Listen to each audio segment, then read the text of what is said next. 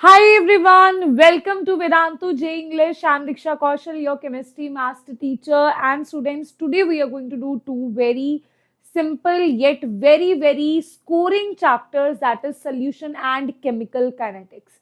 So both these two chapters are not at all time consuming. Very simple questions are asked from here. And not even you will not even get confused in the formulas or anywhere. There is no tricky or twisted formulas or questions anywhere, right? So simply what we are going to do, firstly we will do solutions, and after that we are going to do chemical kinetics. So are you all ready for that? Everybody in the comment section. And I'll just tell you the flow of this lecture, how we are going to take up different things here. So if you talk about firstly solutions, we are going to do the solution chapter concept, right? That means you can just write here revision, right? We are going to revision, right? Revision we will do in maybe 20 minutes, right? In 20 minutes we will do the revision of solution chapter, right? So today to I'll watch the clock side by side. We are doing this, right? 20 to 25 minutes for solution chapter revision. Then we will have previous year questions that I have selected for you. Some important previous year questions of solution chapter that we will do in maybe 50 minutes, I guess, maybe 50 minutes. So total, I guess this full chapter will be 1 hour, 10 minutes, or maybe 1 hour, 20 minutes we will take, right? Then we will have chemical kinetics, okay? Then we will have chemical kinetics. So chemical kinetics revision will be even shorter. So it will take again us 20 minutes, 20 to 25 minutes to do chemical kinetics. After that, the previous year questions of chemical kinetics, we will do that in 50 minutes. Okay, so I guess around total lecture will be somewhat about 2.5 hours, because all of you ask this again and again. So total lecture will be some 2.5 hours, right? In between, I will give you break after one lecture. Once we do solution chapter, then we will have a break of 10 minutes. After that, we will do chemical kinetics. So are you all ready for that? Please take block chemistry and inorganic chemistry. JEE, I have already taken that, right? I have already completed inorganic chemistry. After physical chemistry, one more lecture of physical chemistry I'll take. After that, I'll pick up practical chemistry, right? Okay, yes. So everybody, are you all ready so that we can start our revision? First is revision of solution chapter. If you all are ready, then I want green hearts in the comment section. Fill the chat box with green hearts. Show your energy so that my energy can increase and we together can revise these two chapters in next 2 to 2.5 hours. Okay, that is our target, because saving your time also is my main priority, right? Because I know how important every single minute is for you. So I have already written notes for you, right? So quickly we will summarize everything here, right? Okay, so first are the concentration terms from where directly the questions are asked. First is molarity. So when we talk about molarity, molarity is number of moles of solute divided by volume of solution. If you take volume in milliliters, right? If volume is taken in milliliters, it will be multiplied by 1000, right? Now molarity, now all the terms which are dependent on the volume, they will be dependent on the temperature. So molarity is dependent on the volume, as you can see. That is why it is inversely proportional to the volume, right? We know that molarity is inversely proportional to the volume, and that is the reason molarity is also inversely proportional to the temperature. So molarity decreases with the rise in the temperature. That is the first concentration term. Second is molality. Molality is number of moles of solute, right? Okay, divided by mass of solvent in kilograms, right? So if you have put your mass in grams, right? If you have put the mass in grams, in that case you will multiply this by 1000, right? If the mass is in kilograms, then you don't need to multiply it by 1000. If it is in grams, then you need to multiply it by 1000. That is the difference between molality and molarity. Okay, so how do you remember this? Just remember this by Virat Kohli, you all know, Indian cricketer.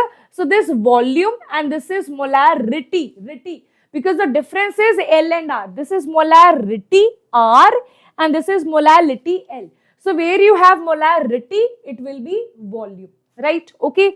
Now Next thing is normality. Normality and molarity are quite same only. Now we will see what is the difference. Normality is number of gram equivalents, right? Molarity is number of moles. Here it is number of gram equivalents. Everything else is same. Now ma'am, what is the difference between number of moles and number of gram equivalents? So if you talk about number of moles and number of gram equivalents, in some cases it is same also. So gram equivalents of a solute is equals to mass of solute divided by equivalent weight.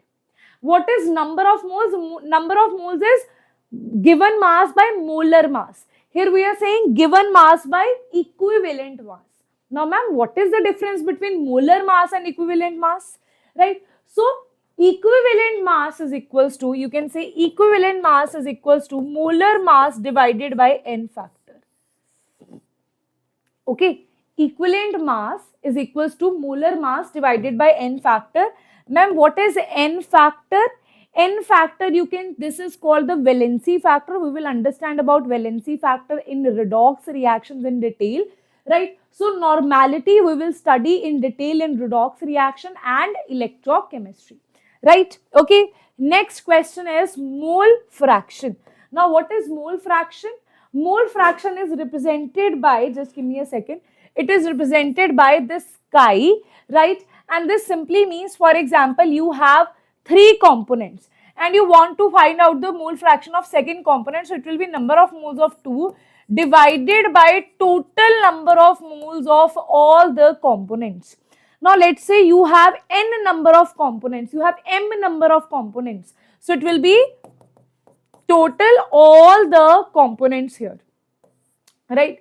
Let's say they are asking you to find out the mole fraction of 3. So it will be number of moles of 3 divided by total number of moles of all the components present in that mixture. Now the mole fraction of all the components, whatever, for example, you have m number of components, that is equals to unity. If you have 2 components, mole fraction of 1 and 2 will be unity. If you have 3 components, mole fraction of 1, 2, addition of 1, 2 and 3 will be equals to unity. So all the components that you have, the mole fraction of all the components is going to be unity. Next students, we have mass percentage. So in mass percentage, you need to understand the D code of mass percentage, right? Or simply you can say what is percentage. So if you talk about the percentage values here, percentage is always in solute by solution. Solute by solution multiplied by 100 because it is percentage, right? Now let's say you talk about, let's say you have different things here, right? Different things here. Let's say you talk about this also, we have done in some basic concepts of chemistry, right? So that's why I'm just hurrying this up. So if you talk about the weight by weight, that will be weight of solute by weight of solution multiplied by 100. If you talk about weight by volume, it will be weight of solute by volume of solution multiplied by 100. If it is volume by volume, it will be volume of solute divided by volume of solution multiplied by 100. If you talk about volume by weight, that will be volume of solute by weight of solution is equals multiplied by 100. But one thing to remember here, that weight is always going to be in gram and volume is going to be in milliliters. Okay, understood? Yes students.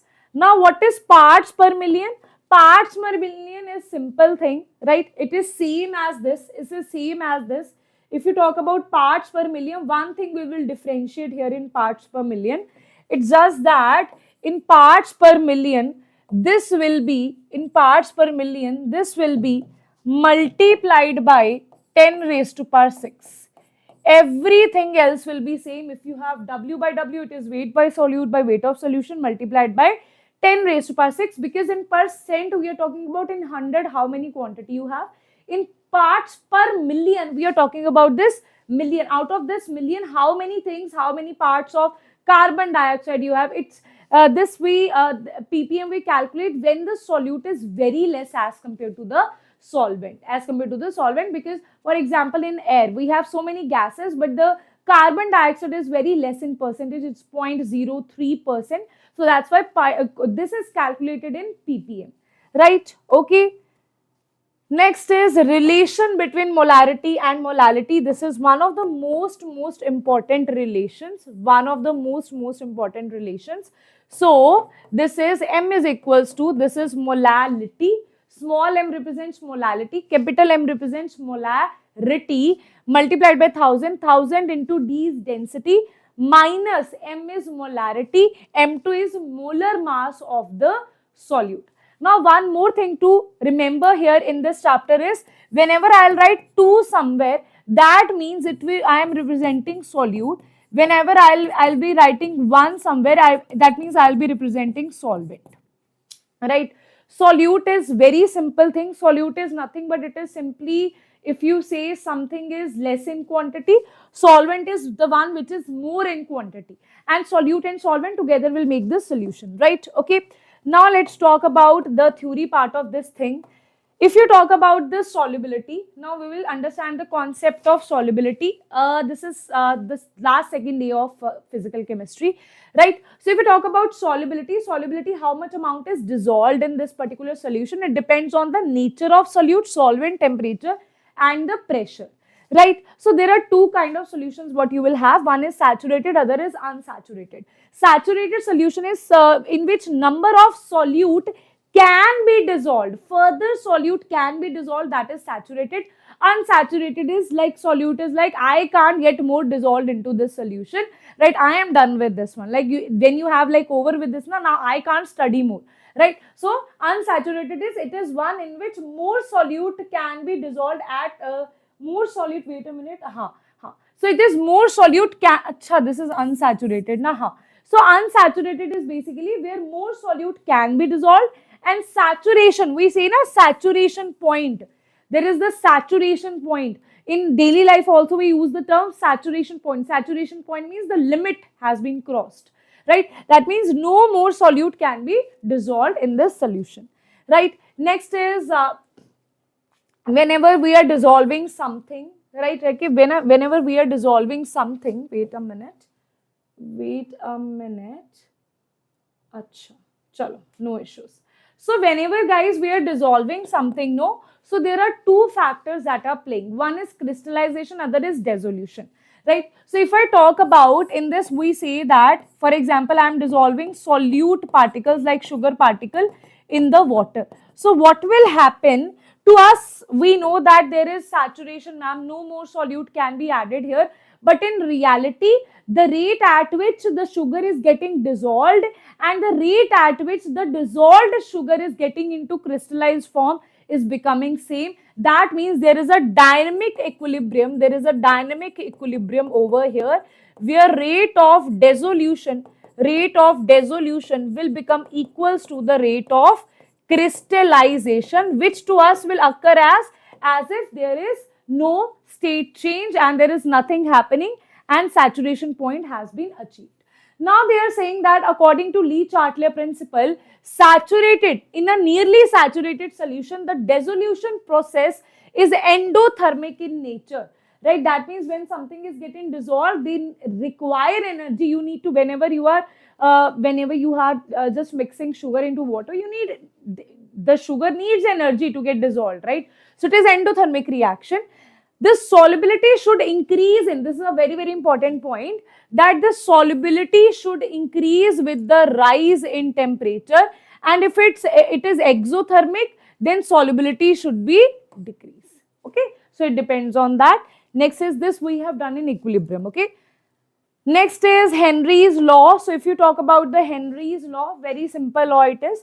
So according to Henry's law, right? Henry's law say that pressure is equals to kH into solubility, right? That solubility is directly proportional to more the solubility, more will be the pressure, right? Like when you give more pressure to something, when you apply pressure, it gets to dissolve more in the solution. That is solubility increases. Right, this is what Henry used to say, that okay, more the pressure, more is the solubility.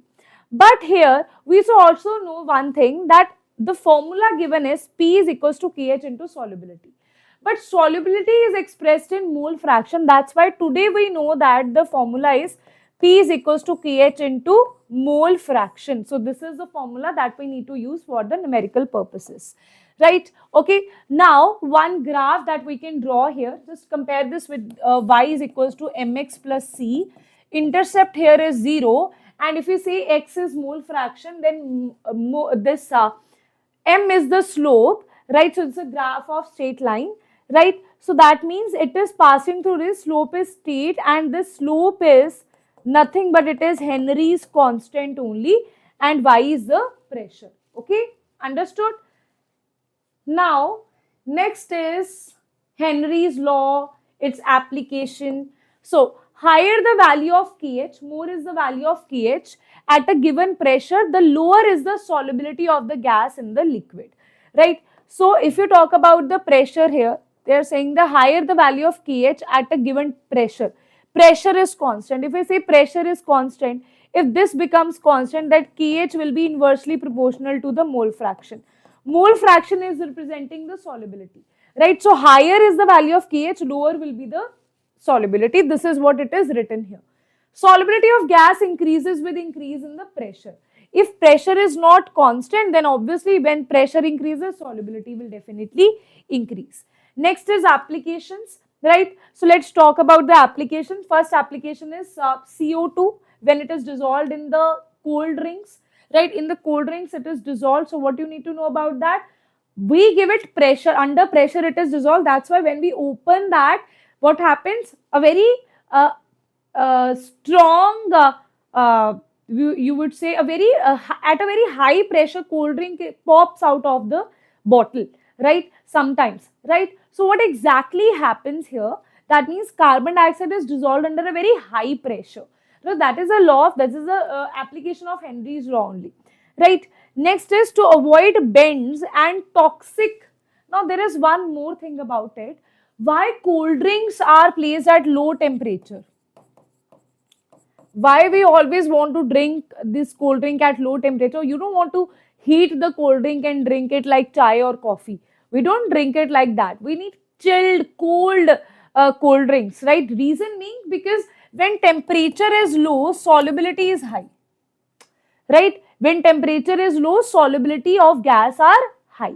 Okay, understood? So that is the reason when the temperature is low, solubility of gas is high. That is the reason cold drinks are at low temperature, right? Then there is very, very important about the scuba divers. So what happens when diving, scuba divers have certain apparatus where there is gas also filled in that container. So earlier what we used to do, we used to fill oxygen and nitrogen in that particular container, right? So what exactly happens as we go down the sea level, the pressure, like what increases, right? Okay, the pressure increases. So what will happen? More solubility will be there, right? More solubility of oxygen, nitrogen in our blood, right? This will increase the solubility. As we move out of the sea level, what will happen? The solubility will again decrease. So this will cause a situation called bends. And because of that, that is a very drastic condition. So that is the reason now the gas is filled as helium, right? So helium is inert gas. It is not reactive at all. That is also the application of Henry's law. So that how with pressure solubility is increasing and decreasing, right? So to avoid bends, toxic effect of high concentration N2 in the blood, the cylinder used by scuba divers are filled with helium, okay, air diluted with the helium, right? Okay, there is also one more thing, third thing you can write here, that is third thing you can write here, anoxia. Okay, anoxia is also one condition. What is anoxia? Anoxia is that condition when someone is going out on the mountains, right? You must have heard about deaths on the mountains. The reason is if that is caused due to breathing problems. Basically, that is due to because in the high altitudes, what happens? The pressure decreases, right? So that is the reason it the solubility inside us, like the solubility of air, oxygen inside us decreases. That is why there is breathing issues, and that is called anoxia, right? Okay, there is one more application that is written in your NCERT, one which is regarding the low temperature and high solubility. One is the cold drinks, one is the cold drinks, right? Cold drinks at low why we love cold drinks at low temperatures. Other is the aquatic life, right? The aquatic life that is in the sea. They want to, why in when there is summers, you will see fishes and all, you will see fishes, they will come out on the surface, right, of the ocean. What is the reason behind that? When there is cold, it doesn't happen, but in hot condition it happens, because when the temperature increases, solubility of oxygen in that water will decrease. If the solubility of oxygen in water decreases, that means fishes will not be able to inhale, the aquatic life will not be able to inhale oxygen properly. So that is why they come out on the surface level to inhale the air, right? Okay, so that is the reason the life of aquatic animals, need, let's like aquatic life in at low temperature. Why aquatic life is more happy at low temperature inside the oceans, right? So that was the applications of pressure and temperature, how solubility decreases and increases. Okay, next is Raoult's law. So what about the Raoult's law?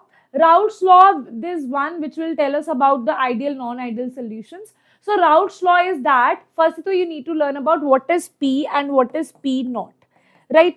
So for example, you and your friend are, like, you are sitting alone. When you're sitting alone and you are studying, that is P, right? And when you, when you're sitting alone and you are studying, that is P naught, right? That means you are in the pure state, right? So when a compound is in its pure state, it is not interacting with any other molecule, that is P naught, that is called the vapor pressure of that component. But when we talk about partial vapor pressure, that is represented by this P, in that when two friends are sitting together and they are studying, right? So when two compounds, they are in a mixture, right? So what will happen? Interactions, because of the interactions, partial pressure will increase, decrease, something will happen to it. That is the reason it is called partial pressure, right? Okay, so based on pure vapor pressure, partial vapor pressure, we have a law that states that for a solution, the volatile liquids, the liquids that are vaporizable, right? So we know that once liquid is vaporizable, only then that vapor will cause pressure on the liquid. That is called vapor pressure, right? Okay, that is volatile liquids. The partial vapor pressure of each component in the solution is directly proportional to the mole fraction. That means P, if I talk about the component 1, that is directly proportional to mole fraction of first component, right? And P2 also, if you talk about P2, that is directly proportional to mole fraction of second component, right? So erasing the part, this directly proportional sign here, we put the constant, that is P1 naught and this is P2 naught, right? So basically this is Raoult's law. This is Raoult's law. Okay, so if you want to know the full-fledged definition here, there is one more derivation, that is total pressure is equals to P1 plus P2, that is equals to P1 naught plus mole fraction of 1, P2 naught plus mole fraction of 2, right? From here you can derive it in one form, that if I want to write this only in the form of mole fraction of, let's say, 2, right? Then we know that the mole fraction of 1, we know that mole fraction of 1 plus mole fraction of 2 is equals to 1. So mole fraction of 2 is equals to mole fraction of 1 minus mole fraction of 1 minus mole fraction of 1. So answer will be P1 naught mole fraction of 1 plus P2 naught. It is 1 minus mole fraction of 1, right? So you can write it as, this will be P2 naught, you can just write it as minus P2 naught mole fraction of 1. Take mole fraction of 1 common, it will be P1 naught minus P2 naught plus P2 naught. So this is another way of writing this particular Raoult's law. Okay, this is another way of writing this Raoult's law. If you want to calculate it in the form of mole fraction of 2, you can put the opposite thing here, right? Okay, now next is very, very important. Here the mole fraction that we were talking about, this mole fraction is in the vapor phase, right? Okay, this is in the vapor phase. But if you talk about this mole fraction, this is in the liquid phase. So sorry. So basically there are two phases, liquid phase. Two phases, I'll just draw the diagram here, right? So basically two phases we have. For example, you have certain molecule, right? It is forming vapor pressure. It is forming vapors here. So one is the mole fraction of this component in the liquid phase. This is chi. One is mole fraction of this component in the vapor phase. This is y. Okay, this is y.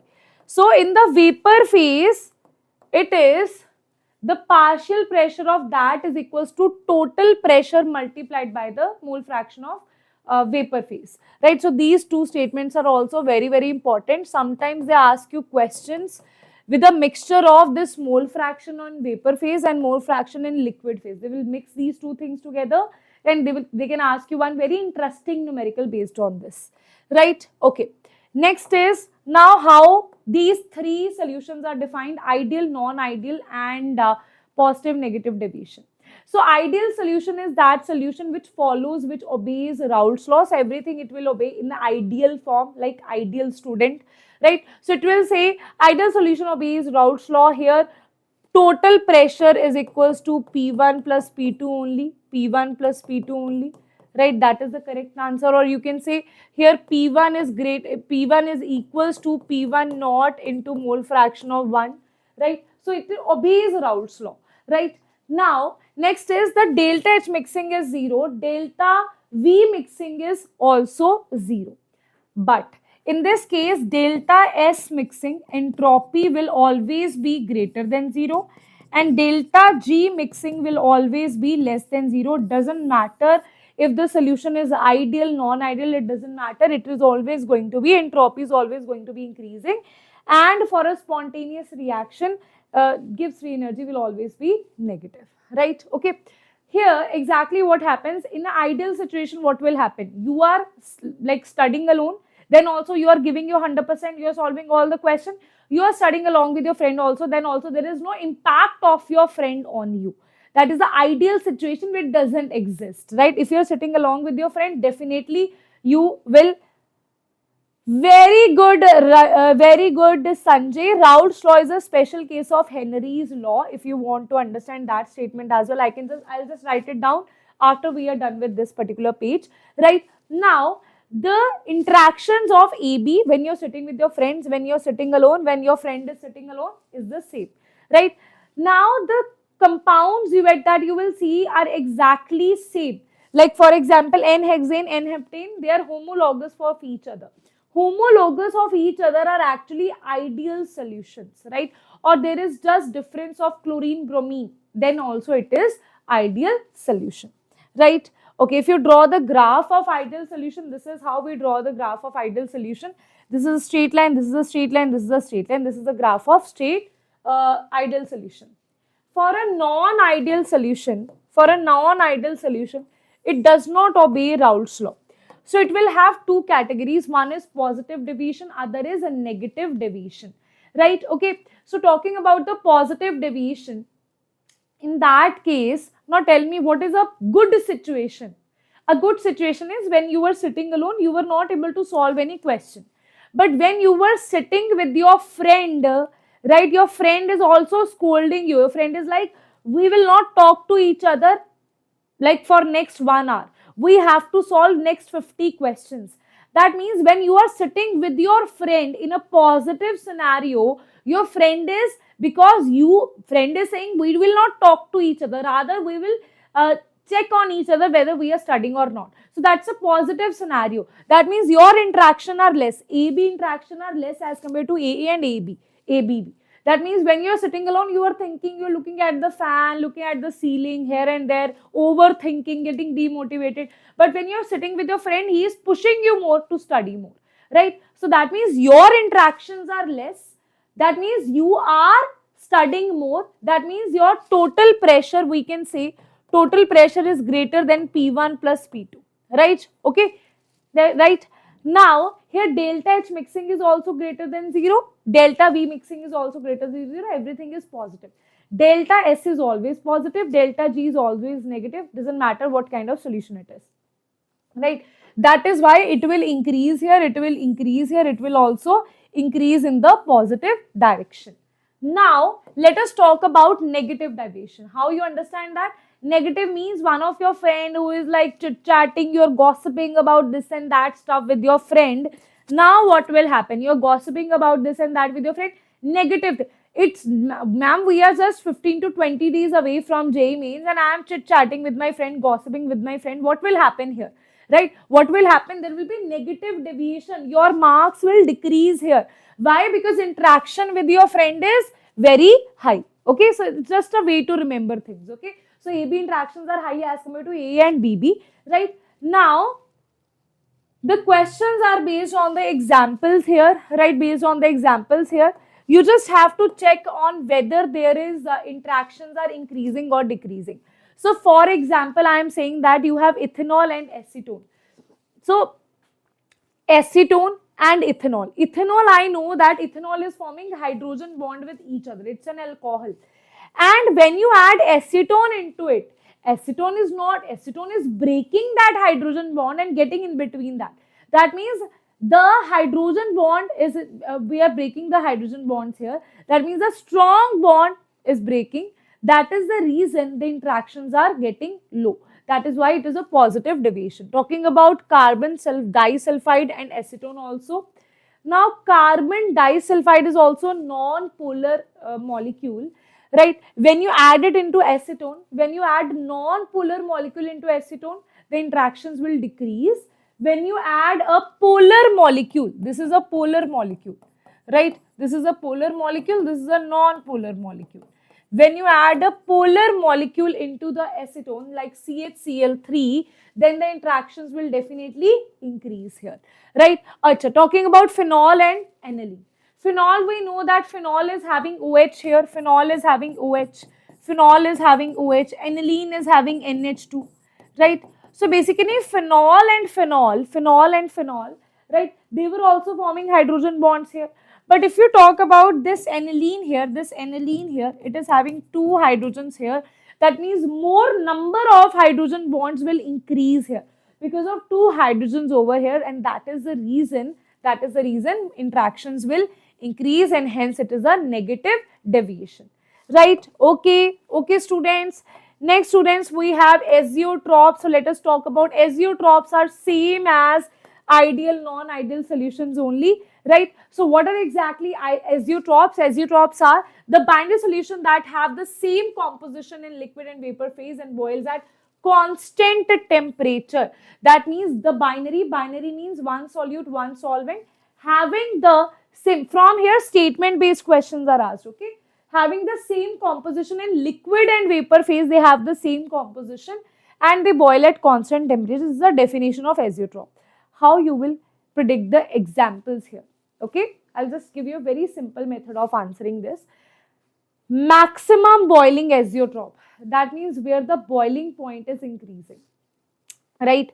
So, just remember, maximum boiling azeotrope is negative deviation.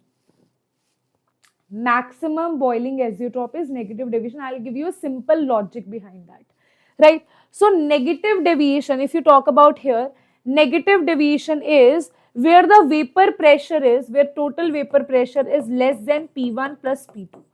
That means total vapor pressure is decreasing, right? Total vapor pressure is decreasing. Boiling point is when the vapor pressure is equal to the atmospheric pressure. This is the vapor pressure, it should be equal to the atmospheric pressure. Then we say a boiling point has been achieved. Let's say that earlier in the ideal situation, this was the vapor pressure, but because of negative deviation, vapor pressure has decreased. Boiling point has increased. Earlier, this was the boiling point. Now, vapor pressure has decreased. Now, this is the boiling point. That means that's why you can just relate this here, that is the reason maximum boiling azeotropes have negative deviation. So, all the examples that are applied on negative deviation are also the examples of maximum boiling azeotropes, right? Okay. Next is talking about minimum boiling azeotropes, that is ethanol, water. So, it's basically the positive deviation. So, this is the vapor pressure, right? This is the atmospheric pressure. This is the vapor pressure in the ideal situation. When it is mixed, Because of the positive deviation, the vapor pressure will increase. Now the boiling point is less. That's why it is minimum boiling point. Earlier, this was the vapor pressure. This was the jump that it has to cause. Now it has been increased. The vapor pressure is increased.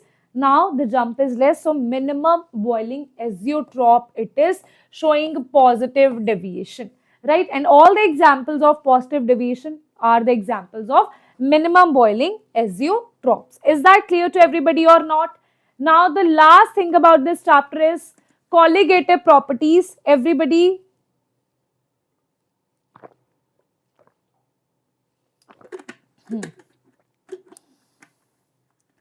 let's talk about the colligative properties. Okay, colligative properties. Colligative properties means those properties that are dependent on the number of solute particles. These are called the colligative properties. Total we have 4 colligative properties. That first is relative lowering in vapor pressure, elevation of boiling point, freezing point, depression, and osmosis, osmotic pressure. These are the 4 colligative properties, and from any of them the question can be asked. It's a very the most important part of this chapter, right? Okay, so now let us go through the colligative properties, right? It is colligative properties, number of particles in the solution, right, or opposite of the molar mass. Now let's talk about the first colligative property, that is relative lowering of vapor pressure. Just imagine a scenario. You are going to meet Allu Arjun, right? You are going to meet your favorite hero, Pushpa 2 hero, Allu Arjun. You are going to meet him, right? So recently we saw also one incident there, one accident I would say, right? So basically, just let's not get into the negativity, right? Let's talk about the positive things. You're going to meet your favorite hero, and suppose you're meeting them with lot of bodyguards out there. Suppose there is no bodyguard, they are just going to a restaurant and you just met them by chance. Then in that case, when there is no bodyguard, you will be able to easily meet them. For example, you are meeting them on the airport or somewhere. But for example, there is proper meetup, right? Then there will be a lot of security, right? A lot of bodyguards out there. So it will be very difficult for you to meet them, right? Isn't it? So in the same way, just imagine this is your hero. This solvent is your hero, right? This solvent is your hero. Now you have not added any boiling point. You have not added any solute here. In that case, let's say it is getting converted to vapors, it is meeting its fan in a very happy way.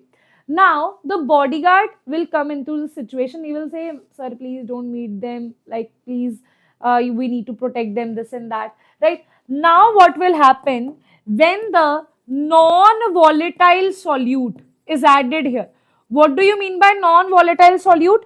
Non-volatile solute is that one which is not getting converted to vapors. That means that bodyguard is not interested in meeting the fans, right? This hero is interested, but this solute is not interested. So what will happen? It will try to control the hero as well, that please don't meet the fans. So what will happen? The communication with the fans will decrease, right? So vapor pressure, similarly, it will decrease here. When you add non-volatile solute, it will stop the other particles also to form vapor. So vapor pressure will decrease. Okay, vapor pressure will decrease. Is that clear to everybody? The logic behind that, why vapor pressure decreases? Now, simple thing, right? We are not going to get into any derivation because that is not useful for you in your competitive exams, right? What you need to understand, wait a minute. Okay, just remember this particular formula, right? This delta P is the change in the vapor pressure, relative, not relative change, it is the lowering in the vapor pressure.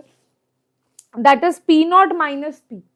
But if you talk about here, it should be P naught, right? Relative lowering in vapor pressure is P naught minus P divided by P naught. That means in comparison to something, right? Okay, in comparison to something. Next is, it is directly proportional to the mole fraction of 2. Mole fraction of 2 is number of moles of 2 divided by number of moles of 1 plus 2. We usually write it as N2 by N1 because number of moles of 2 2 I told you that is the solute. Solute is very less as compared to the solvent. So that is why it will be N2 by N1. So hence this is going to be the answer here. Next is elevation in boiling point. Now bacha, simply just remember it like this. What is boiling point? We want to the vapor pressure when it is equals to the atmospheric pressure, then we say boiling point has been achieved. So now why there is elevation in the boiling point, right? So we know that when we are adding non-volatile solute, there is decrease in the vapor pressure. So earlier, let's say this is a vapor pressure when there is alone, solvent is alone. There is no solute that you have added. And this is the atmospheric pressure. Now it has to meet the atmospheric pressure. This much temperature needs to be increased. That means this much jump it needs to do. But once you decrease the vapor pressure when you add non-volatile solute, now the jump also increases. That means the elevation increase in boiling point will occur when we add non-volatile solute into it. Right? Okay. So that is the pure case. Here I am giving you the how to understand the graph here. Right? So simply a very simple way they have given you. Right? So this is vapor pressure. This is temperature. They are saying that this is the vapor pressure of solvent and this is the vapor pressure of the solution. This is the vapor pressure of the solution. Now, we want the vapor pressure, right, should be equals to 1 atmospheric. Let's say this is 1 atmospheric. I'm just drawing it with a blue pen. Let's say this is 1 atmospheric. Now, when there is solvent alone, that will be equals to this 1 atmospheric pressure at this temperature which is represented by TB naught. When you add a non-volatile solute, it becomes a solution. Then it reaches 1 atmospheric at this particular point which is called TB. Okay, right? That is TB. TB naught means pure solvent. TB means with the solution. Right? So now what is delta TB? Delta TB is larger minus smaller. Larger value is TB, so it will be TB minus TB naught. Right? That is going to be the formula. Now, I'll tell you what is the basic formula. Always TB elevation is there. Now, TB is equals to Kb multiplied by molality. What is molality? Molality is weight of, or you can just draw it like this, delta TB equals to Kb multiplied by molality is number of moles of solute, that is W2 by M2, right? Divided by weight of solvent. If it is also in grams, so it will be multiplied by 1000. This is going to be the full-fledged formula of elevation of boiling point. Right? Okay. Yes. Akash, you can go and watch my organic chemistry in 5 days. Then it will be very easy for you to do that. Okay. Yes. Now, if you want to do from 11th detail, right, I would not advise you that because we are very near to the exam, so I would rather advise you. But yes, if you're not preparing for this first attempt, then you can definitely go and watch my detailed lecture of organic chemistry. Each chapter I have done here, right? Next is depression and freezing point. Depression and freezing point. Why? Now, what is depression? Depression means decrement of the freezing point. Now, freezing point is basically when the vapor pressure of the liquid state is equal to the vapor pressure of the solid state of that component, right? So now let's say, now guys tell me one thing, vapor pressure of liquid will be more or vapor pressure of solid will be more? Definitely solid will not want to get convert to liquid, convert to vapors. Now liquid will easily get convert to vapors.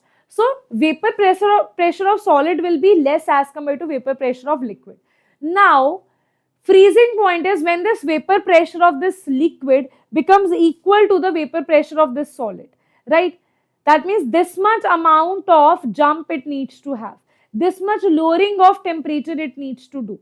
Now we are at this point, it was at this point. Now we are decreasing the vapor pressure. Now it is at this point. That means the lowering, the jump has been decreased, right? So that means we can say that there is depression in the freezing point. Okay, that's an easy way to understand this. Freezing point of substance is the temperature at which vapor pressure of a solid liquid phase is equals to the vapor pressure in the solid phase. So this is the diagram, right? Very simple diagram it is. So I'll just explain you that what is this graph, right? So basically guys, this is temperature, this is the vapor pressure. This is the frozen solvent that you have. This is where it wants to, for example, this is the cutoff, right? This is the cutoff. When you were alone, you were at this point, right? Okay. Now you are at this point. Now you are at this point. This is the solution. This is the solution, the vapor pressure of solution, right? Now at this point, when vapor pressure of solvent touches the vapor pressure of frozen solvent, so it will be T naught F, right? That means the pure solvent.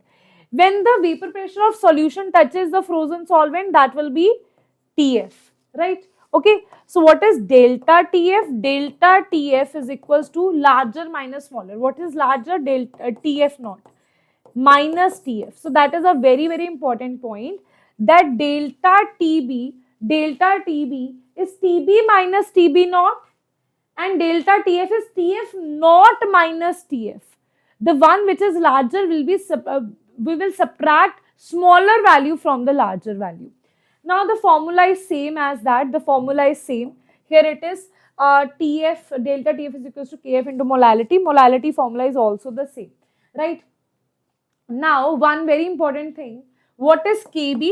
KB is called ebullioscopic constant, molar elevation constant, right? And this is the formula. This formula is never asked, but still it is mentioned in your NCERT. That's why I have written it here. It is never asked, right? Okay. Thank you, beta. Thank you, Sandeep. So units is going to be Kelvin, kilogram per mole. Units also they can ask you, right? So that's why I have written it here. You never know. They can just directly ask you what are the units of ebullioscopic constant.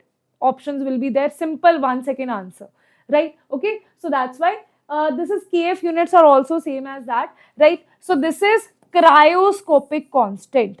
Freezing point is crying, right? Okay. So freezing point is cryoscopic constant or molar depression constant, right? Last colligative property is osmotic pressure. So basically here osmotic pressure is also very simple. Osmotic pressure, you need to understand osmosis here.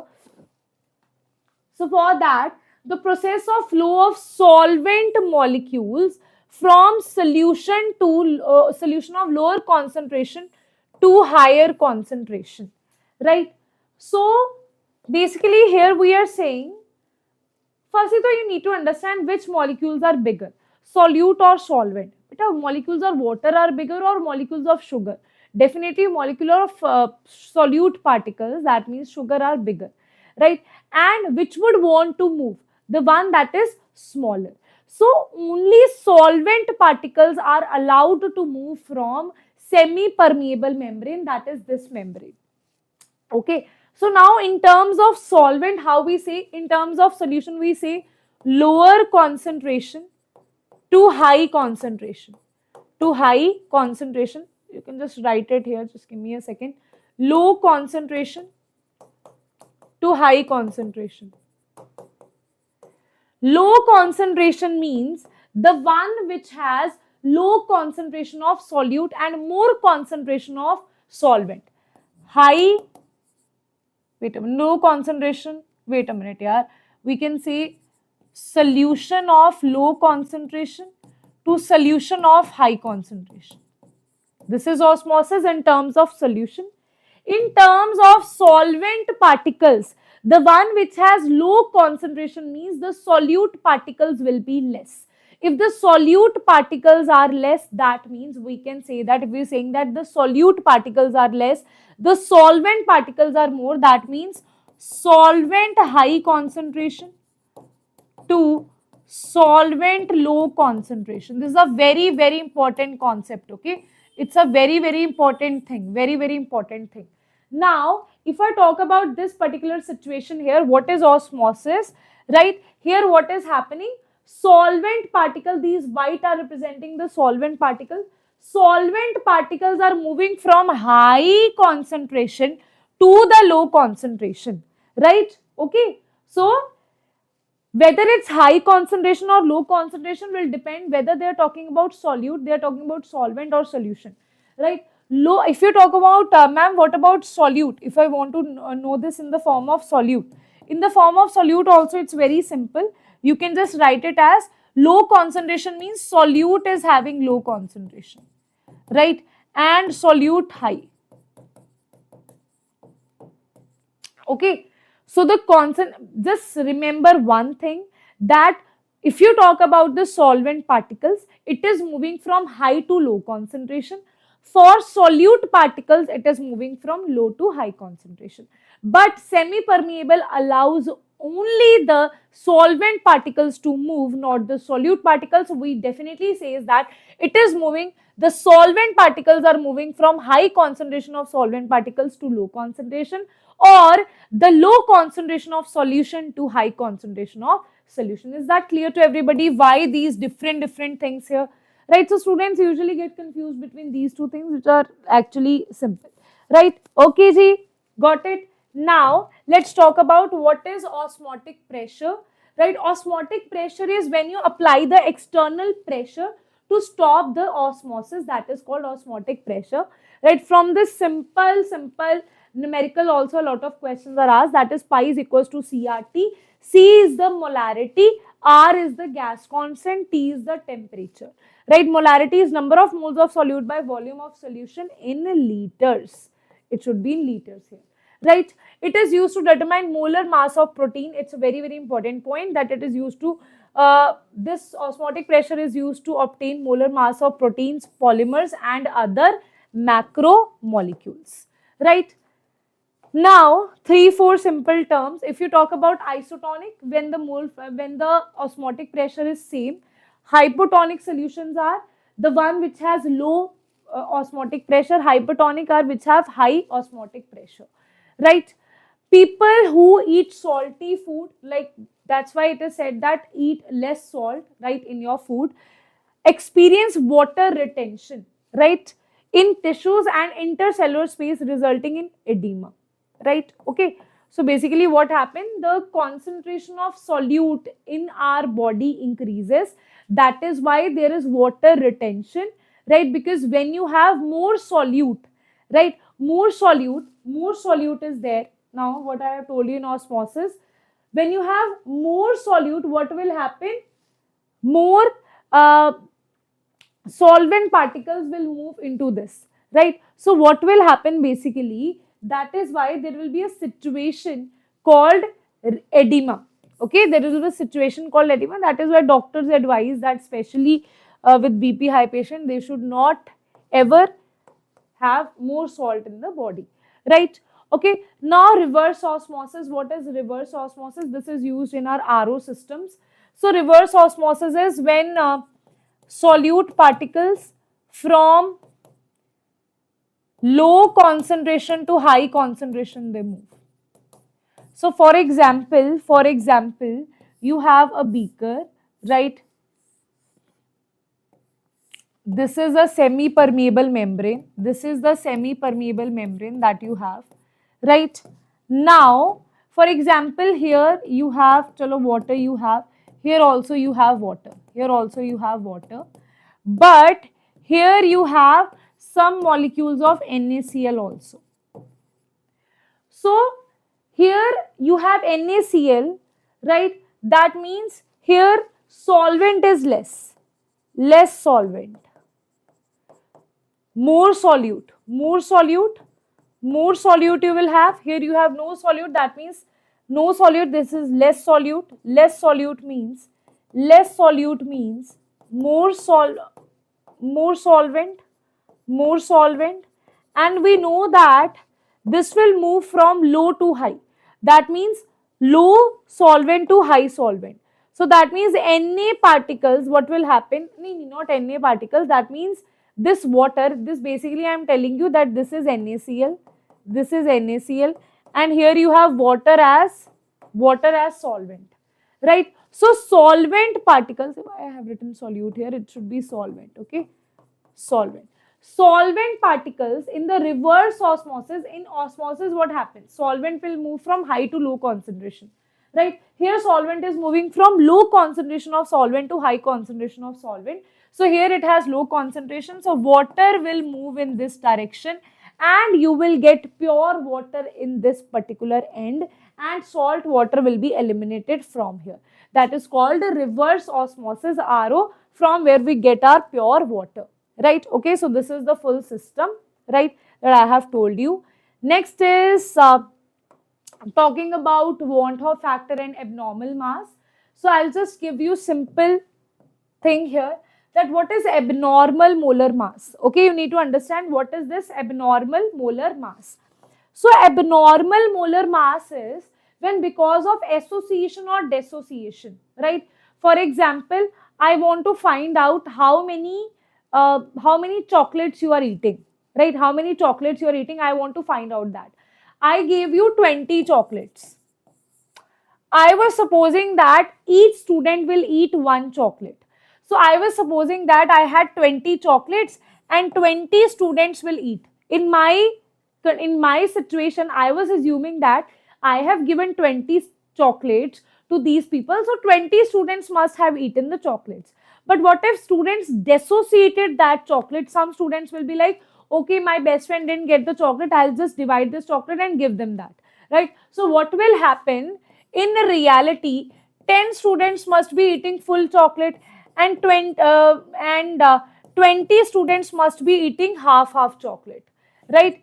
20 students must be eating half chocolate. That means in total 30 students were eating the chocolates, right? So that means this, when we are calculating the molar mass, that will be differentiated, right?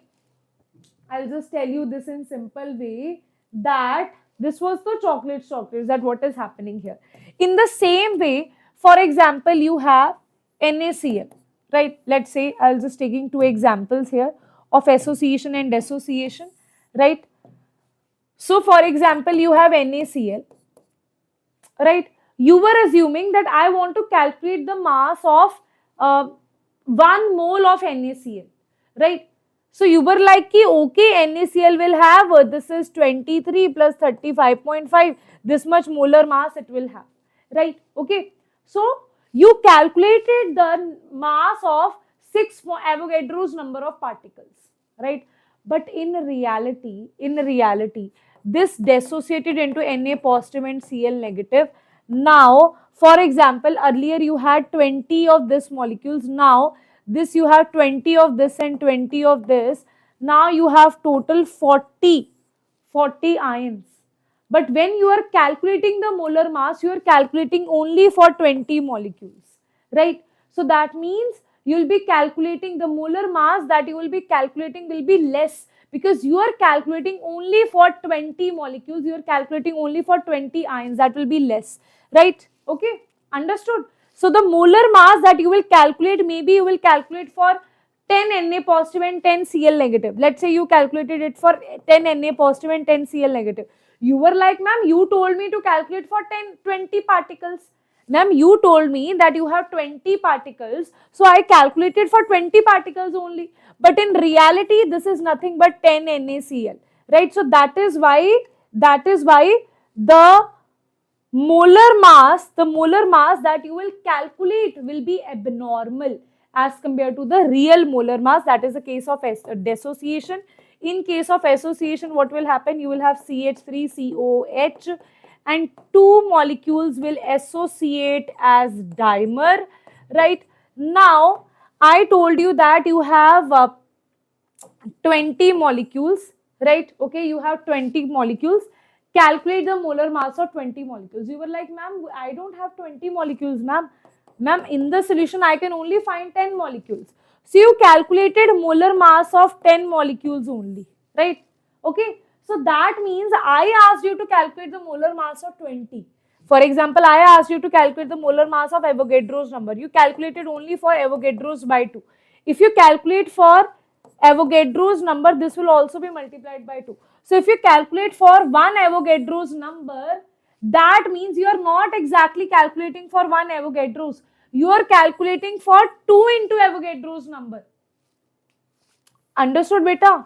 Why I am saying abnormal and normal molar mass? Because of association and dissociation, the number of particles will change. That is why to calculate for Avogadro's number, the molar mass will come out to be different as we expected out of it. Right? Okay, is that clear?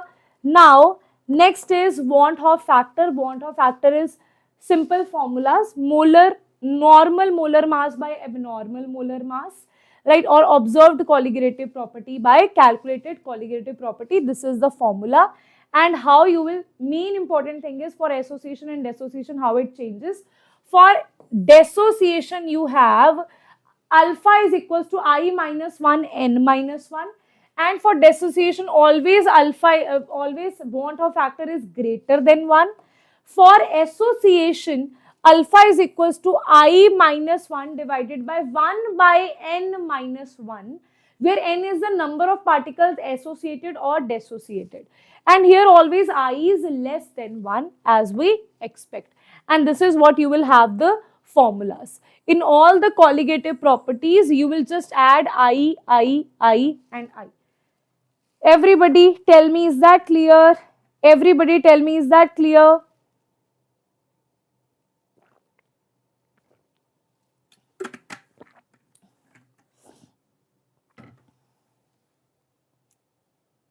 So more, yes. Yes, Sanjay, abnormal molar mass, that's why it is called abnormal, because it is always going to differentiate. Whenever you have dissociation or association, abnormal molar mass is not what you expect, right? Okay, but they will not ask you to calculate the abnormal molar mass. You just need to focus on the definition, that's it. Okay, yes, chal. Now let's solve the questions, guys. Let's solve the questions, everybody. Let's solve the questions. Yes, everybody, let's solve the questions. Are you all ready for questions? Let's do this. Let's finish this off in next 30 minutes. Okay?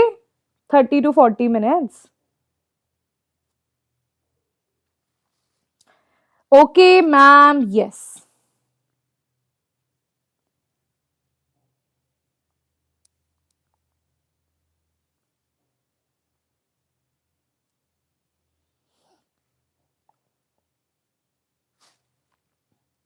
Questions time. Yes, question time. Okay. So, the first question, as you can see on your screen, it is, first question on your screen is, in the dispersion of freezing point experiment, vapor pressure of solution is less than that of pure solvent. Vapor pressure, they are asking about the correct statements, right? Vapor pressure of solution, that means solution, is less than that of, yes, when you add non-volatile solute, vapor pressure decreases, that is the true statement. Vapor pressure of solution is more, that is the false statement. Only solute molecules solidify at freezing point. No, it's not the case. Only solvent molecules solidify at the freezing. Oh my God. Yes. Only solvent. Only solvent. Oh my God. Bro, please cooperate with us. Only solvent molecules solidify at freezing point. That is the correct statement. That means A and D is the correct statement. So A is the correct answer.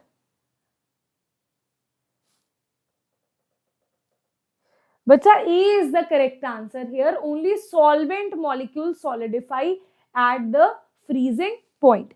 Because the solute is already non-volatile. Na? Solute is already non-volatile. Right? I think I need to restart this if it starts. Let's wait for 2-3 minutes. If it starts, it is happening again and again, then we have to restart it. Right? Okay. Next question students, on your screen we have, I think I need to write less on the board today. I really hope that I don't have to restart this class. Okay, yes. Because when you are freezing, the solute particles are already in the solid state. They are, sorry, I'm saying the solute particles are not, they are non-volatile in nature, right? Okay, the solute particles are non-volatile in nature. The solvent particles are volatile in nature. Okay. Oh my God, that is happening too much.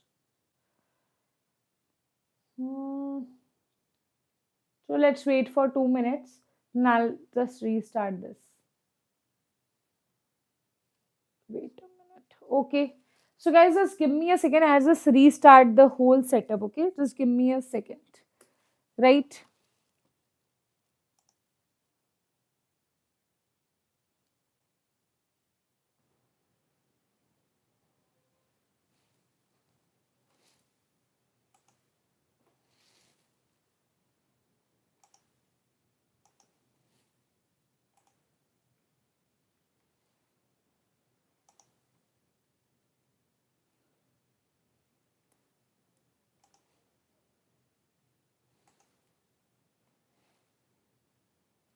Okay. So guys, let me know if I am visible to you now or not. Yes, everybody. Am I visible now? Just again come back to the questions here. Right. So sorry for that. I think some kind of glitch was there. So I had to restart it. Yeah. Now let us start. Let us see where we were. Match list 1 with the list 2. So the list 1 is Hoff factor, right? Hoff factor is equals to normal molar mass by abnormal molar mass, right? So 1 is 3, A is 3, A is 3, A is 3. Next is Kf is equals to, what is Kf? It is cryoscopic constant. So B is 1, B is 1. So this is also eliminated. Solution with same osmotic pressure, that means isotonic solution. So C is 2, that is over here. Arey yaar, what's the issue? Right, so that means A is going to be the correct answer here. Right, okay. So A is going to be the correct answer because the azeotropes are solutions with same compositions at vapor and liquid phase. So answer is A is the correct answer. Is that clear? A is going to be the correct answer. Next question is, next is evaluate the following. So you need to evaluate the following things here. Yes, everybody, evaluate the following statement for their correctness. So first is, the elevation in boiling point temperature of water will be same for zero point 0.1 NaCl and 0.1 urea. Elevation in boiling point, guys, they are asking you, this is an electrolyte, this is not an electrolyte. Is this the correct statement or not? Everybody, is this the correct statement or not? Yes, is this the correct statement? This is an electrolyte. This will be Hoff factor for 100% dissociation will also be 2. Here there is no Hoff factor. It is a non-electrolyte. So this cannot be same. Elevation cannot be same for the same concentration. This is not a correct statement. Azeotropic mixture boil without change in their composition. Azeotropic mixture without change. Yes, there is no change in the composition. So this is the true statement. Osmosis always takes place from hypertonic to hypotonic solution. Hypotonic means the one which has more osmotic pressure to less osmotic pressure. That is also the incorrect statement, right? Then there is the density of 32% H2SO4 solution of molarity. This is approximately 1.26, right? Okay. Density, they are asking you this much of solution of molarity, this, right? You can calculate this thing here. Molarity is equals to number of moles. Number of moles is what? Number of moles is 32 divided by 98, because weight given to us is 32 when the solvent is this much 100, multiplied by 1000 here, because density they are asking you is this much. Density, na, they are asking you volume is given to us or not. This percent of solution having molarity, this.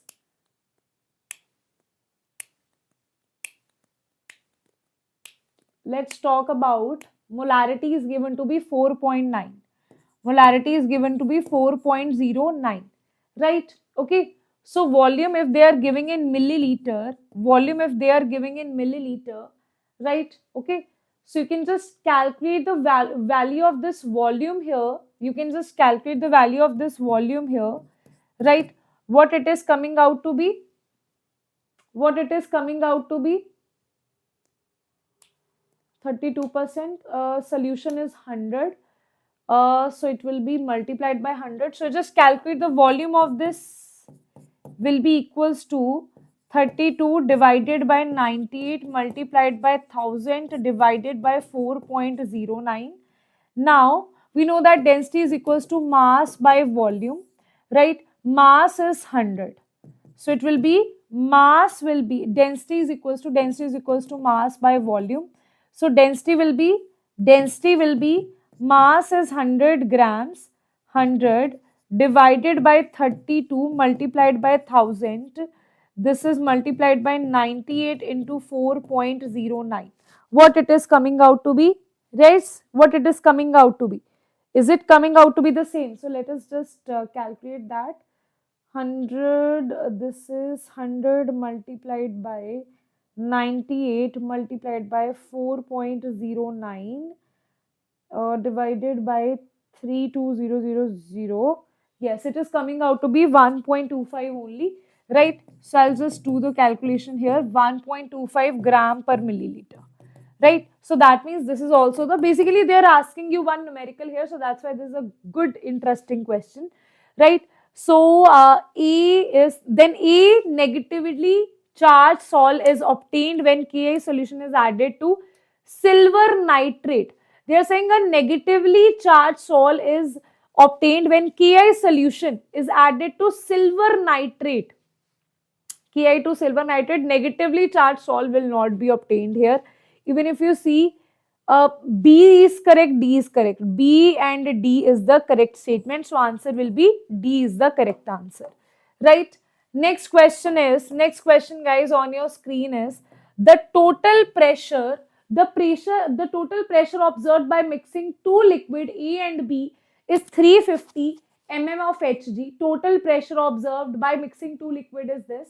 When their mole fractions are this and this respectively, that means total pressure they are saying it is coming out to be 350, right? Mole fraction of 1 is 0.7. Mole fraction of 2 is 0.3. The total pressure becoming this if the mole fractions are changed to this and this. Now they are saying that the total pressure will become 410 if mole fraction is given to be 0.2 and this is 0.8, right? For NB, the vapor pressure of pure A is, the vapor pressure they are asking you for pure A.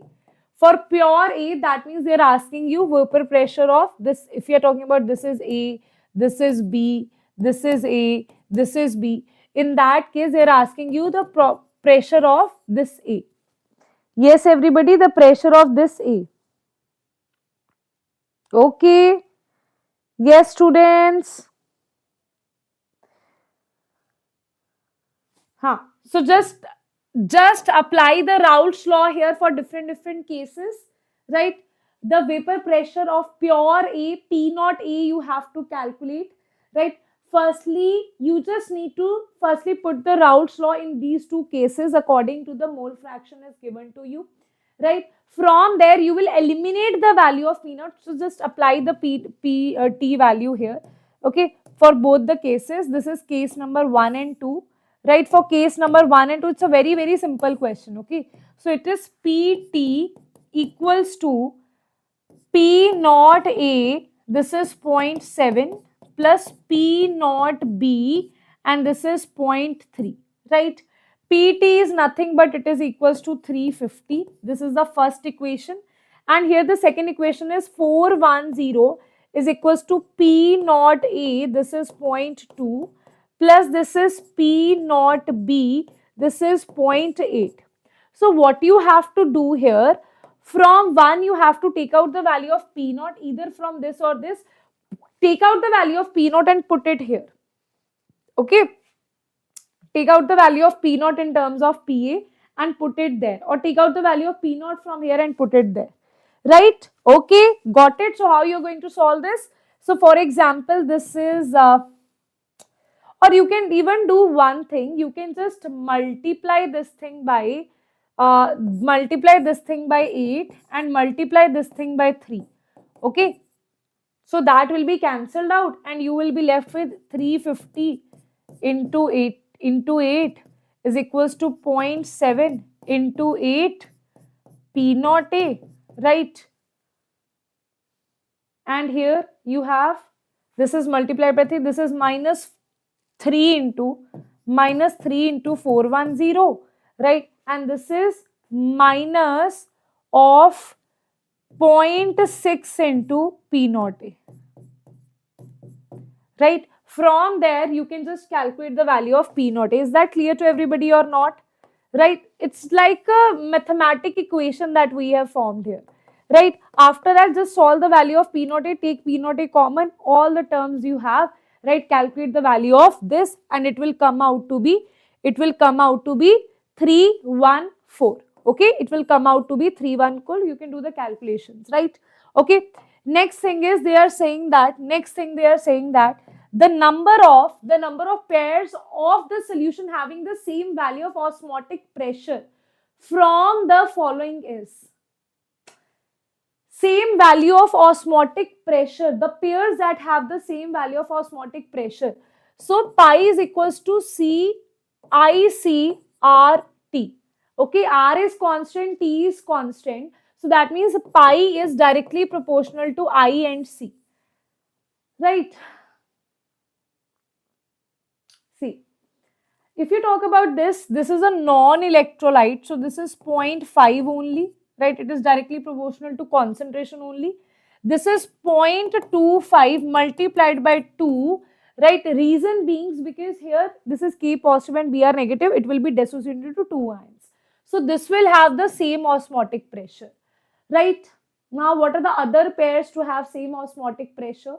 This is 0.1, this is 4 and 5. It will be 0.5 and this is going to be 0.1. This is 1 ion, 2 ion, 3, 4, 5. Again, it is 5 into 0.1 is 0.5 only. So this is also having the same osmotic pressure. What about this one? This is 0.05. This is 1 ion only. This is 2 ions. So this is 0.05 and here it is going to be 0.5. This multiplied by 2 is going to be 0.5. So this is not going to be same. Yes, students. So this is not going to be same. What about the last two here? What about the last two here? Yes, everybody. What about the last two? Wait a minute. I can't see your chats. Yes. What about the last two here? Acha. Last two is, this is 0.15 multiplied by 2. That will come out to be 0.3. Right? And this 0.1, this is having 3 ions, Ba2 positive and 2 Cl negative. So this will come out to be 3 into 0.1, that is 0.3. Again, it is same only. Right? A, B, D are same. Let's talk about the E part here. This is 1, 2, 3, 4, 5. Right? Ions are 5. So it will be 5 into 2.1. Right? Okay. This will be 5 into 2. It is 0.1. And here it is 2 ions. So it will be 0.05 into 2. That is again 0.1. Right? So here also it is going to be same. So for the values for the following A, B, D and E. It is same for A, B, D and E. Okay? Yes. But sir, no, C will not be same. This is 4, this is 5. Right? So, wait a minute. Acha, this is K4 na? Okay, so it is K4, right? So it is 0.05, 4 into 5, right? So 4 ions here, 5 here, 5, 5, 25. Yeah, it is going to be 5, 5, 25. It will be 0.25, right? And this will be into 2. So that will also going to, then that means all of them are same. All of them have same. A, B, C, D, E, K, all of them have same.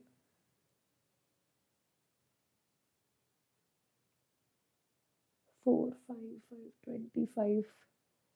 0.25 into 2, that is also this. Chalo, that means all of them will have the same, right? Okay.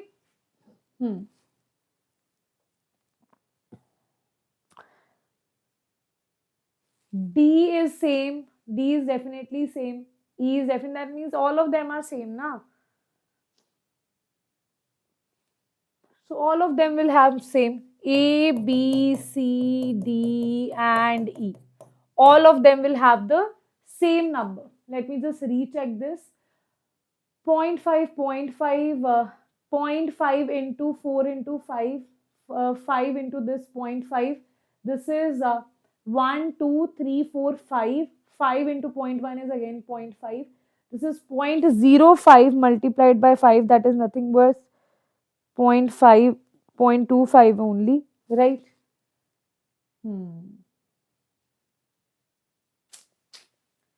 That means all of them will have same, right? Yes. All of them will have the same answer. So answer is going to be same only.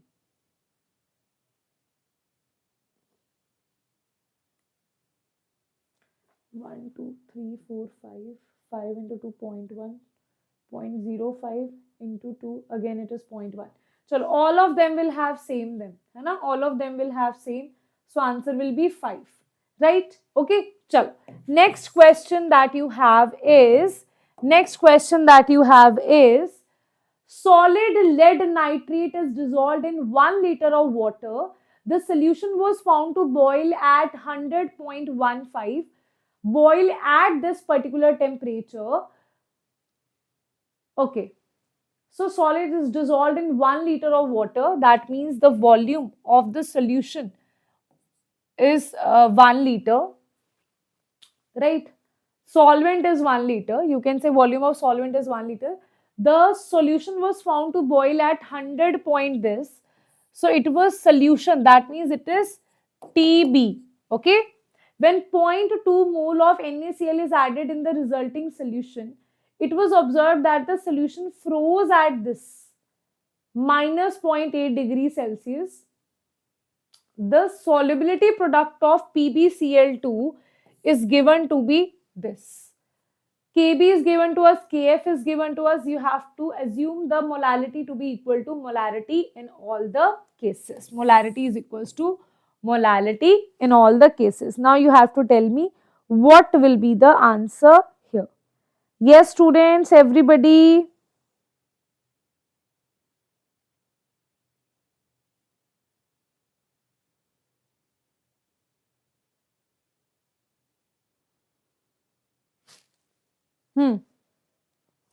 So what we are going to do here, a very simple thing. I'll just tell you the steps here, what we are going to do here, right? Solid lead nitrate, they are saying that it is dissolved. Firstly, let us just calculate the value of molarity, right? What is molarity? That is number of moles, right? Number of moles is given to be 0.2, right? 0.2 moles, right? Solid, this is dissolved in 1 liter of water. The solution was found to boil at this much was added in result solution was observed. Acha. Two different things are given to us.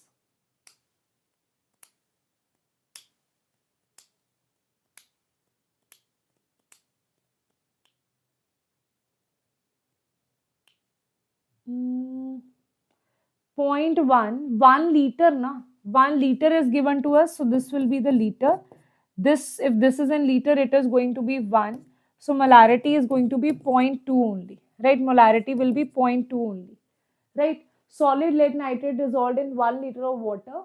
The solution was found to boil at this particular temperature. Right? If this is the molarity, this will be the molality. Right? This will be the molality because they are asking this to take at same. Right? Now, 0.2 mole of NaCl is added in the resulting solution. It was observed that solution froze at this particular. Now, when you add, it is, see, TB and TF is given to us, right? So what they are asking you, the solubility product of PbCl2 is this one. Solubility product they are asking you. So basically they are asking you KSP, the concentration of Pb and Cl if you know, right? Okay. So you have lead nitrate, right? Okay. You have NaCl, right? This Pb and Cl will combine together and it will form the same thing, that is, it will form PbCl2. That means you have to find out the concentration of Pb2 positive and the concentration of Cl negative, right? Okay, that you will find out, right, from these two conditions. Molality is given to us, that is delta Tf is equals to I into molality into Kf, right?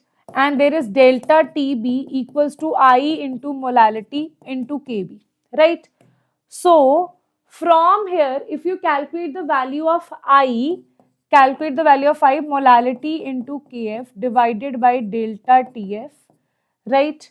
Okay, wait a minute, it should be delta Tf divided by molality into Kf, and it will be I is equals to, here I will be equals to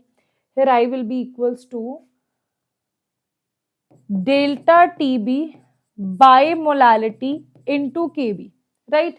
From there you will calculate the value of I, and then you will put it there to find the value of Ksp.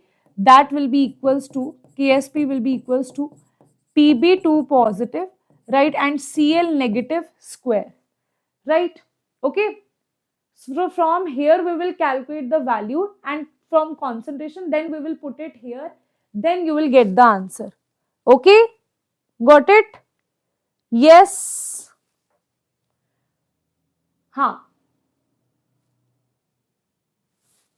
Okay जी, चलो. Only ma'am molality is this.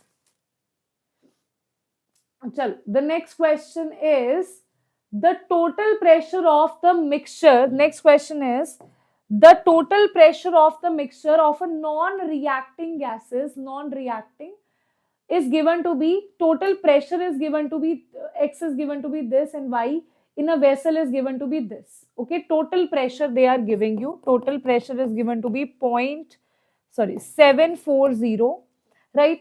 And the total pressure is given to be this. Mass of X is given to be 0.6, Y is given to be 0.45 grams, right? The partial pressure they are asking you is this much, right? So mole is also given to me. That means molar mass is given to us. So number of moles of X and number of Y can be calculated. 0.6 by 20. This is 0.45 by 45. Number of moles of this can be calculated. So from here you can also calculate the mole fraction of X and mole fraction of Y. That can also be calculated once you know the value of mole fraction of X and Y. From there they are asking you the partial pressure of gas X. Partial pressure of gas X means they are asking you the value of Px. This is what they are asking you, right? Okay. Okay, students. Yes. Hanji. So,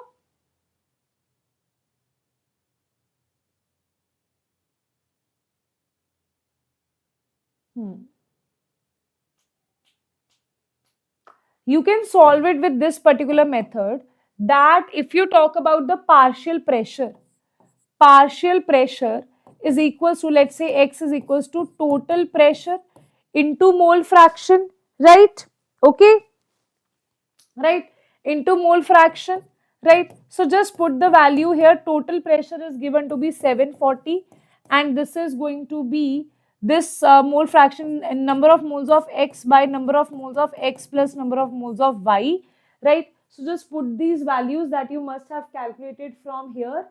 That means just put the value 740. This is 0.6 by 20, 0.6 by 20 plus 0.45 by 45, and from there you will be able to calculate the mole fraction of X.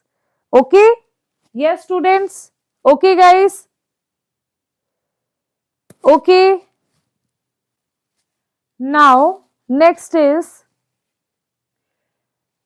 okay, next is 20% of acetic acid is dissociated when its 5 gram is added to 500 milliliter of water. 20% of acetic acid is dissociated when its 5 gram is added to 500 milliliter of water. Depression in the freezing point of such water is this much. Water is given to you, right? Now the atomic mass of this is okay. They are asking the value of X, is it? Wait a minute. This is X or what? Is X into 10 raised to minus the atomic mass of carbon is given to you. Molar mass, depression constant, and density is also given to you. Okay. 20% of acetic acid is dissociated. Right? 20% means the number of mole of acetic acid or the weight of acetic acid is going to be 20 gram. Okay. Now, when it's 5 gram is added to 20%, so 20%, so they are saying 20% is dissociated. So, alpha is 20%, right? And they are saying from alpha you can calculate the value of, because number of particles where acetic acid will be dissociated will be 2. Alpha is 20, right? So, it is going to be 20 by 100. 20% means 20 by 100, right? So, because of dissociation, right, and so when 5 gram of this is added, that means W2 is given to be 5 gram, right? To this much water, volume is given to be 500 milliliters, right? The depression in freezing point of such water is depression, that means you have to calculate the value of delta TF, that you have to calculate here. Now guys, density is given to you. Density is given to you because for molality, if you talk about delta TF is equals to I into molality into KF. KF is given to you, but for molality, you will need W2 by M2 multiplied by W1 into 1000, right? And into KF. Now what you have the value of KF here. I you will calculate from alpha and N. W2 is also given to you. M2 you already know for acetic acid CH3COH, right? W1 is not given to you, right? So two things you have to calculate. One is the value of I and the value of W1. So if we talk about W1, density is equals to mass by volume, right? Density is equals to mass by volume. So mass is basically W, right? W is equals to, that means W1 is equals to density into volume, right? Now density of water. Density of water is given to you. Density is given to be 1, right? And volume is given to be 500, right? Okay. From there you can calculate the value of W1. Okay, Ji. Okay, students. Everybody.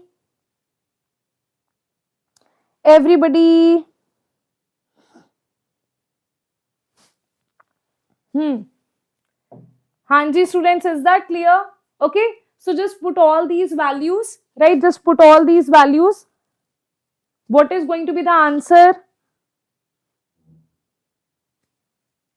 What is going to be the answer, guys? Just put all these values. I is equals to 1 plus 2 minus 1. Alpha is 1 by 5, right? Just put the values here. Yes, everybody. Just put all the values here. Only. Yaar, what to do, yaar? Okay. So, from here you will calculate the value of I, right? Okay. Just that will be 1 plus 1 into 0.2. 1.2. That will be the value of I, right? Okay. So, from here it is 500. So just put it here. It will be equals to I is what? I is given to be 1.2 multiplied by W2 multiplied by 1000 divided by M2 is given to be. M2 is what, yaar? Where is M2? Right? M2 you have to calculate. Acha, everybody tell me what is CH3COH? what is the mass of CH3COH? Everybody, what is the mass of CH3COH? Hanji, mass is 12 into 2 plus 32 plus 4. Answer is going to be 60. Right, so it is 60 multiplied by W1 is 500. Right, KF is given to be 1.86. Right, so just put all these values and you will get your answer. Okay, and you will get your answer. Answer will come out to be 3 point something. Hai na? So here they are saying that it will be dash into 10 raised to power minus 3. So whatever you are getting, multiply, let's say what you are getting, what is the exact value? Very good. It is very good. It is 371, right? 371 or 2, right? 371 I'll take, right? So this is the exact value that you are getting. This is the value you are getting. Delta TF you are getting to be 371. Delta TF what you are getting? 3.72, right? Okay. So then 372 multiplied by 10 raised to power minus 3 will be this value. So answer will be 372. Okay. Yes. Now the next question is, the osmotic pressure of blood is 7.47 bar at 300 Kelvin. To inject glucose to a patient intravenously, you have to inject the glucose. Osmotic pressure is given to you. It has to be isotonic with the blood, right? The concentration of glucose in gram per liter is, basically they are asking you the strength here, right? So what you will do here, osmotic pressure is given to you, right? Osmotic pressure is equals to CRT. Osmotic pressure, glucose is I is equals to 1 only, so there is no call of Van Hoff factor. So bacha, they are asking you to calculate the value of concentration pi by RT. Pi is given to be 7.47 divided by R is given to be 0.083 multiplied by temperature is what? Temperature is 300. Right? Calculate the value of C. To calculate the value of strength, multiply this by the mass, that is 7.47 divided by 0.083 multiplied by 300, right? And this will be multiplied by the mass. You will have the answer, right? Okay. Yes. Hanji. Acha, I came in front of camera. Sure. Okay, students. Okay. What is the answer? What is the answer? Calculate this thing. What is the answer that you will get? Let me just calculate it.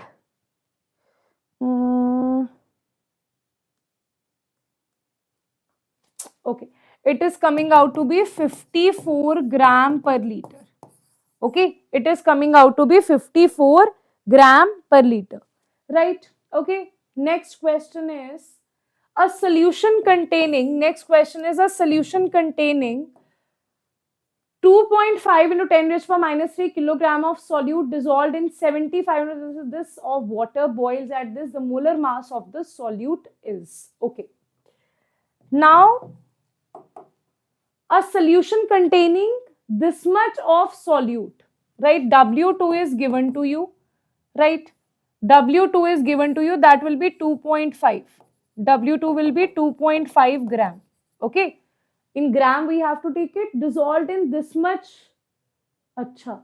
They are giving you everything in kilogram. Okay. This much dissolved in this much of water. W1 is also given to you. W2 is given. W1 is given. Right. Molar mass of the solute they are asking. Right. Okay.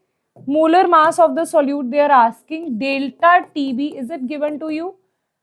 Boils at this much temperature, right? This is TB is given to you.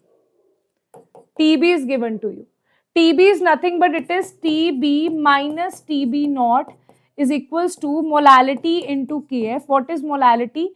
It is W2 by M2 into W1 multiplied by 1000, and this is Kb. Okay, and this is Kb. Now from here you have to calculate the value of this M2. W1, W2 is given to you. This is also given to you. Now water boils at 100 degrees Celsius. That means TB naught is 373 Kelvin, right? And this is 373.535. So here delta will be 0.535. Okay. So W2 and W1, put it in the form of grams here, right? So here you will put it like this will be 2.5 multiplied by 1000. This is M2. This will be 75, and this is Kb is given to be 0.52. Okay. Okay, everybody. Yes, students. Hi, don't spam it here. Please don't spam it here. Right? Okay. So, from here, just calculate the value of M2. Calculate the value of M2 from here. We replace this here. This will be M2. M2. And here what we will have? 0.535. 0.535. Right? And just solve it here. What will the answer you will get? M2. Right? And the answer that you will get will be 45 gram per mole. Right? 45 gram per mole is the answer that you will get here. Right? Okay. Next is we have 3 aqueous solution of NaCl labeled as A, B, C with concentration 0.1 mole, 0.1 molar, 0.01 molar, 0.001 molar respectively. The value of Hoff factor for these solutions will be, see, pi is equals to ICRT, right? They are saying that you have 3 aqueous solution of NaCl with concentration different. Acha, they are not specifying anything. They are just saying that this is the concentration. Okay. So guys, just remember one thing, that Hoff factor, more the dilution, it is inversely proportional to the concentration. More the concentration, less will be the Hoff factor, because more the dilution, less is the concentration, more is the dilution. More dilution means more dissociation, more Hoff factor will be there, right? For just one electrolyte I am talking about. So C is going to have, this is 0.1, 0.01, this is going to have least concentration, means it is maximum diluted. Maximum diluted means it is going to have maximum means it is going to have the maximum value of Hoff factor. So answer will be A is the correct answer. Okay. Okay guys. So A is the correct answer here. Understood? Chal. Now next question is a solution of 2 miscible liquids. You have 2 miscible liquids in the solution. Showing negative deviation from Raoult's law will have increased vapor pressure, right? Increased boiling point, increased vapor pressure. Achha, they are talking about 2 miscible liquids showing negative deviation from the Raoult's law. And they are talking about 2 things. One is vapor pressure. Negative deviation means vapor pressure will be decreased, right? And boiling point, definitely when vapor pressure decreases, boiling point increases. So answer is D is the correct answer, right? Okay. The quantity changes with the temperature. The one quantity that changes with temperature, very simple. Molarity changes with temperature because it is directly proportional, inversely proportional to the volume. Next question, guys, a solution. Now the next question is, everyone, yes, very good, very good. Now next question is, a solution H2SO4 is 31.4% H2SO4 by mass and has a density of 1.25. The molarity of the H2SO4 solution they are asking you. So molarity is equals to number of moles. Number of moles is not given to me, but this mass percent is given, right? And molar mass is 98 only, right?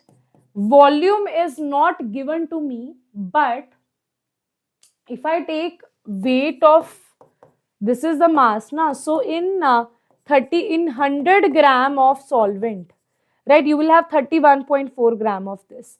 Volume is also given. So density is equals to mass by volume, right? Volume you have to calculate. Volume is equals to mass by density.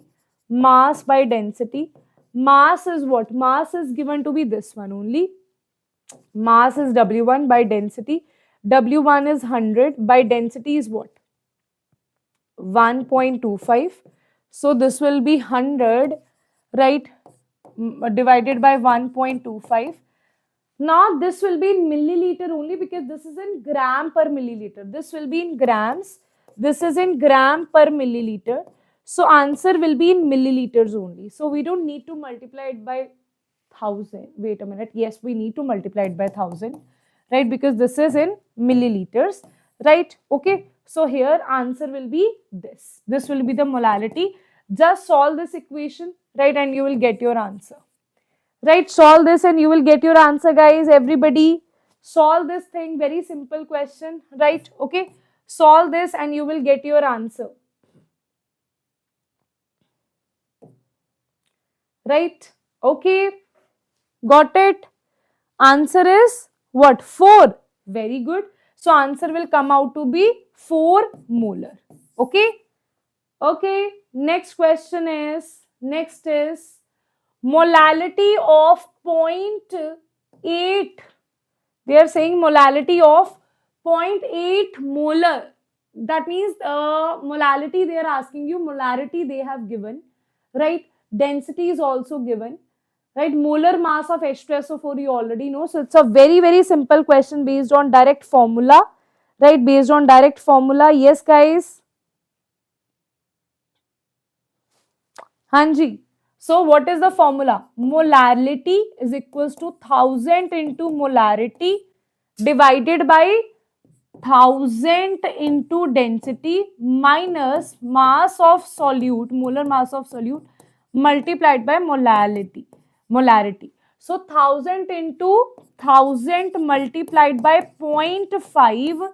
This is the direct formula, okay? So 1000 into density. Density is also given to you 1.06 minus molar mass is 98. Molarity is again 0.8. From there you can easily calculate the value of molality, right? Okay. Okay. Okay, guys, understood? Yes, everybody, right? Okay. So from you will calculate the value as 815 into 10 raised power minus 3.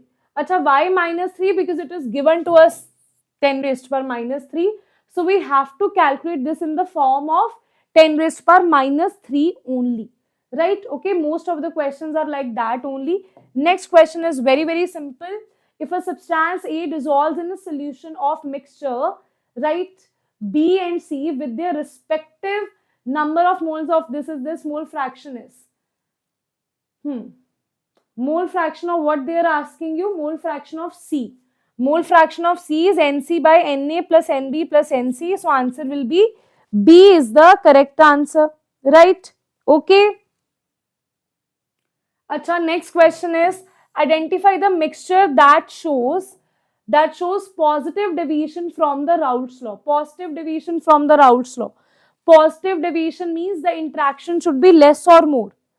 Positive deviation means the interaction should be less. So we need to find something which has less interactions. I have also told you one example here only. One example here only I told you, guys. What is that example? What is that example? Yes, everybody. Maybe in 5 minutes, I'll start chemical kinetics, okay? Yes. So answer is going to be, which thing? Answer is going to be D is the correct answer, acetone and carbon disulfide, okay? Answer is going to be D, acetone and carbon disulfide. Interactions will decrease here, right? Because Here it already had some interactions. When we had some non-polar molecule examples also, I have shown you example when we were doing the theory part, right? Next question is, two statements are given to you. Gallium is used in the manufacture of thermometers, right? That is true or false. A thermometer containing gallium is useful. This is a basically theory based, it's like a conceptual question only, right? A thermometer containing gallium is used for measuring the freezing point of brine solution, right? Okay, A, B, C, D. So first statement is the true statement, second is the false statement. Like it's like a theory point which is true and false, right? So gallium is used in manufacturing of thermometer, that is true, but B is false. So answer will be D is the correct answer, right everybody? So D is going to be the correct answer here, right? Okay. Now you all tell me whether you want break when we start chemical kinetics or you want to start this without any break.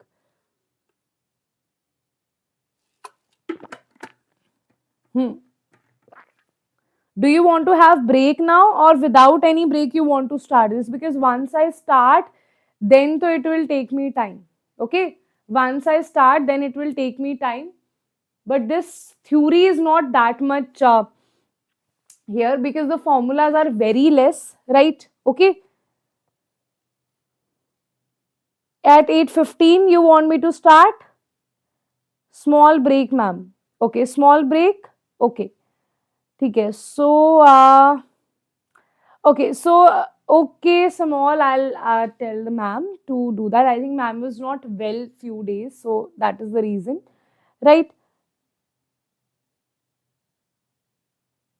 Chalo, you all are saying break, break. I can see most of the students are saying break only, so I'll take the break, right? Okay. Now I think chemical kinetics and this will take another 1.5 hour, right? So just come with a fresh mind, right? And now let me just write down the time here. Sorry, clock I have mentioned. Let me just write down the time here, right? It is 8. Let's start at 8:15. Okay, let's start at 8:15 p.m. Okay, that would be great. No, 8:15 you also have your dinner. Okay, so I'll just give you the break. Timer is going to start now.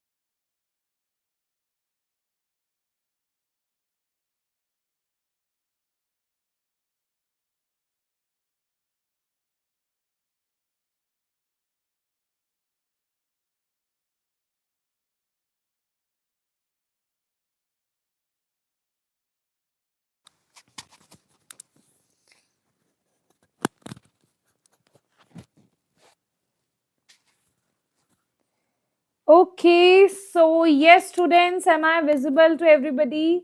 Am I visible, guys? So let me just end this here, right? Okay, so welcome back after the break. Now let us finish chemical kinetics. Okay, let's speed it up. Let's speed it and let's finish this on time. Now let us talk about chemical kinetic. It's a very, very simple chapter. So if we talk about chemical kinetics, so firstly, let us see what kind of reactions that you have. First, there is slow reaction, moderate reaction, and fast reaction. Slow reaction is like rusting of iron. It will take years and years to happen, right? So that's why it is not possible to study that reaction. Fast reaction are so fast that we are not able to study them, right? And when we talk about moderate reaction, this is what we will study in chemical kinetics, all about moderate reactions, right? Okay, now let us talk about this thing, that what if you have, guys, is there any lagging here? Is there any lagging? Are you able to see me clearly? Are you able to see me clearly? Is the screen blurry or something like that? Is the screen blurry? Is the screen clear to you? Yes, everybody, let me know in the comment section, right? Okay. So now, talking about the rates, firstly, there are two kinds of rates that you will have. One is rate of disappearance and appearance, other is simple rate of that reaction. So when you talk about rate of appearance and disappearance, always appearance means it will appearing, product is getting formed, so it will be positive. Rate of disappearance is negative. So if something is getting consumed, then that way it will be negative, right? We talk it by dB by dt and dA by dt. So when there is large change, then we call it as delta A by delta T, right? If there is small change, then it is dA by dt. Mostly in this particular chapter, you will see dA by dt only, that is the differential rate, right? Now, if you talk about appearance and disappearance, you don't divide it by the stoichiometry constant, right? But when we talk about the rate of the reaction, that is divided by the stoichiometry constant. For example, here we are talking about B, then this will be divided by the stoichiometry constant, that is 1 by B. If I talk about rate of constant of dA, in that case, because A is getting disappeared, so it will be plus 1 by A dA by dt. So a simple way to remember this is rate of appearance and disappearance. We don't divide it by a stoichiometry constant. But if we talk about rate of that reaction, that will be divided by the stoichiometry constant, right? Let's talk about this particular reaction, right? It will be easy for you to understand things here, right? Rate of reaction is, we know that N2 is getting disappeared, so it is minus dN2 by dt. H2 is also getting disappeared, so it will be minus dH2 by dt, 1 by 3, right? This thing is getting appeared, so it will be 1 by 2 dNH3 by dt. If they ask you the rate of appearance, in appearance you will have only plus dNH3 by dt. Disappearance, it will be minus N2 by dt. Disappearance of H2 will be minus H2 by dt. Basically, in disappearance you have minus, in appearance you have plus, right? Okay. Next is rate of disappearance of N2 is rate of reaction. Rate of, if you want to see, this is not a formula. This is just a relation that they can ask you in the exam, that what is the relation of rate of disappearance of N2 and rate of reaction? What is the relation of rate of disappearance of H2 and rate of reaction?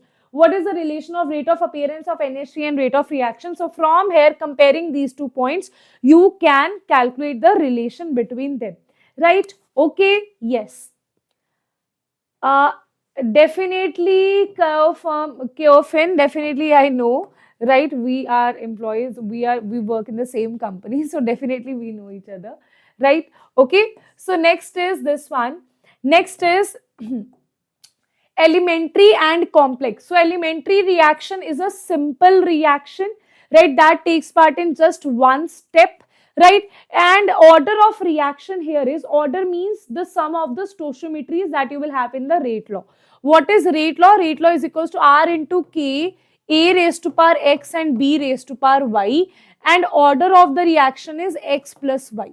Now, in an elementary reaction, there is only one single step. That is why the order of the reaction is sum of the stoichiometries only. So if I am saying that there is one reaction that is A give rise to B, this is A and this is B, then the rate of the reaction will be K, A raised to power A and B raised to power B.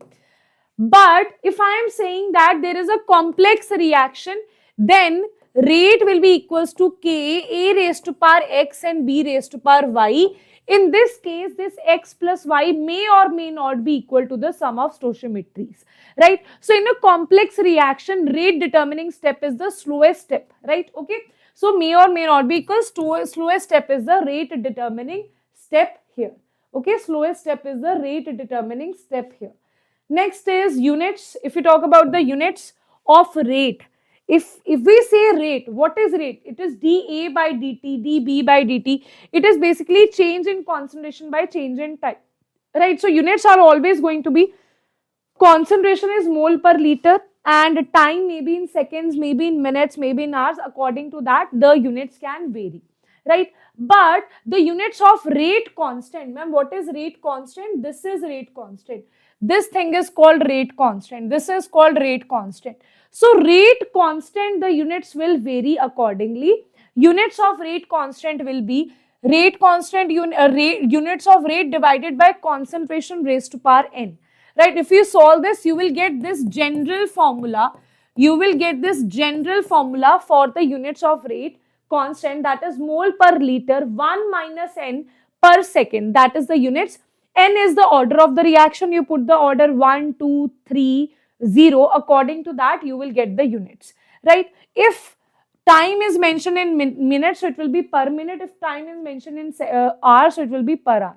Depending upon that, the units can change, right? Next is, if we are saying that this is the reaction, you have rate is equals to K, A raised to power X, B raised to power Y.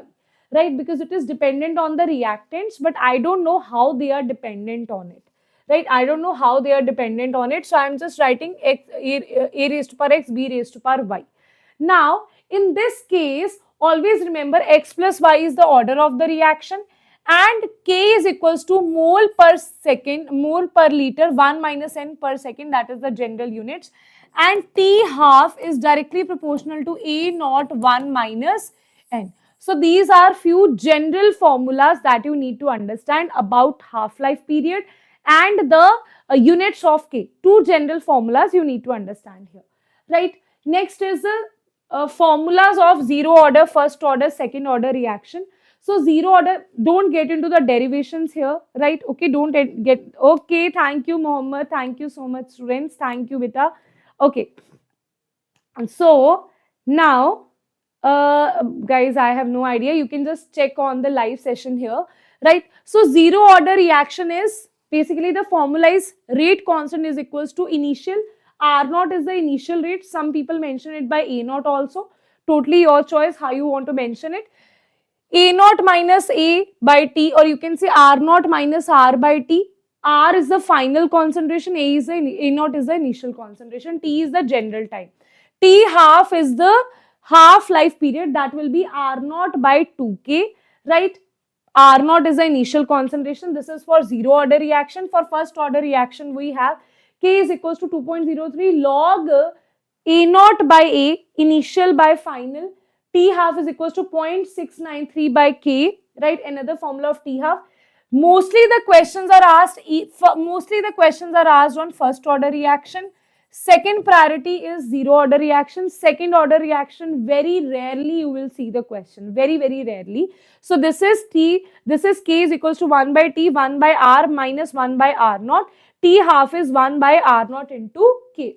If they ask you the dependency of T half and A naught, just remember this thing, that T half is directly proportional to A naught. A naught, if I have written R here, so I'll write here also R. So it will be R naught 1 minus n. Okay. Next is very, very important thing here, that sometimes they ask you general conversions here, right? So the general conversion is that for a zero order reaction, right? This is for a zero order reaction. Always T 100% is double of T half. If you talk about T 100, when the full reaction has been completed, This is only valid to zero order reaction, not to first order reaction. For a zero order reaction, the amount it will take to complete half of the reaction, double amount of time it will take to complete the full reaction. This is applicable only for zero order reaction. For zero order reaction, T 75% is equals to 1.5 of T 50%. Because see, if you talk about this is, it will take 25% here, 25% time here, 25 here, 25 here. That means in the completion of this much, it will have 1 plus 1 by 2. That is basically in this particular time, it is 1 plus 1 by 2. 1 is over here and half is over here. Right, so it is 1 plus 1 by 2, it will be 3 by 2, that is nothing but 1.5. So directly you can write this, but 25% is this much. How much consumed? 25% means 1 by 2. It's not 1 by 2, it's 1 by 4. So this 1, if I am taking this whole as 1, this is only the fourth part of it. So it will be 1 by 4, right? So that's why we have written here, wait a minute, for T half, we are not talking about T 100%. We are talking about T half. So this is the T half and this is T 25. So T 25 is definitely half of T 50%. So T 25 is half of T 50%. So these are the general things that you need to know. Now I'll be jumping towards a very, very important concept, right? Very, very important concept, that is this one, right? Okay, so you need to wait for this one. This is for first order reaction. This is for first order reaction. First order reaction. Mostly the questions are asked on these formulas only, and a very simple questions are asked here, right? So if you talk about the first order reaction, this is the formula, initial by final, right? Okay, initial, K is equals to 2.303 by T log 10 initial by final. Two things can be given to you.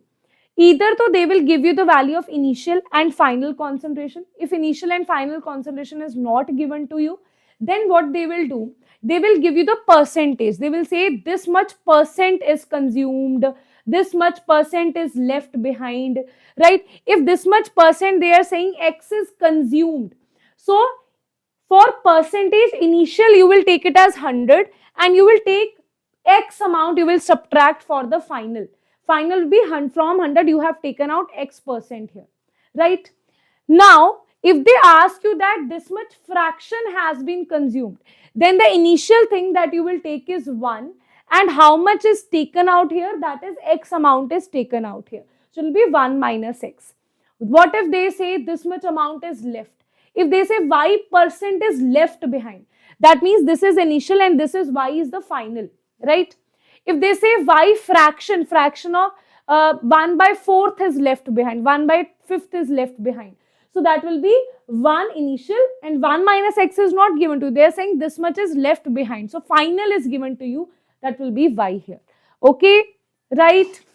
Okay, students.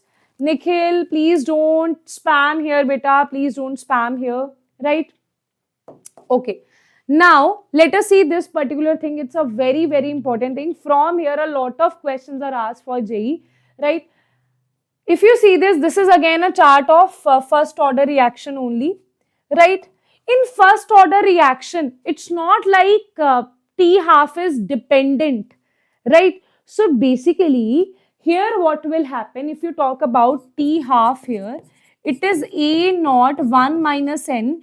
T half is not dependent on the initial concentration, right? So what will happen here? If you talk about you have 100 molar concentration initially, after T half, it will be left with half of the concentration, right? That means 50% will be consumed. After that, after again T half of the time, if I am saying T half is 10 minutes, right? After 10 minutes, 50% will be consumed, 50% will be left. Then after again more 10 minutes, it's not like full will be consumed. In zero order reaction, full was consumed here, right? Okay. Now, here, half of this will be left behind, not of this. Because T half is not dependent on the initial concentration, right?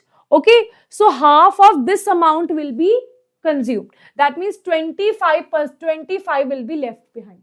After again more 10 minutes, more tea half of this will be consumed. That means 12.5 you will be left behind, right?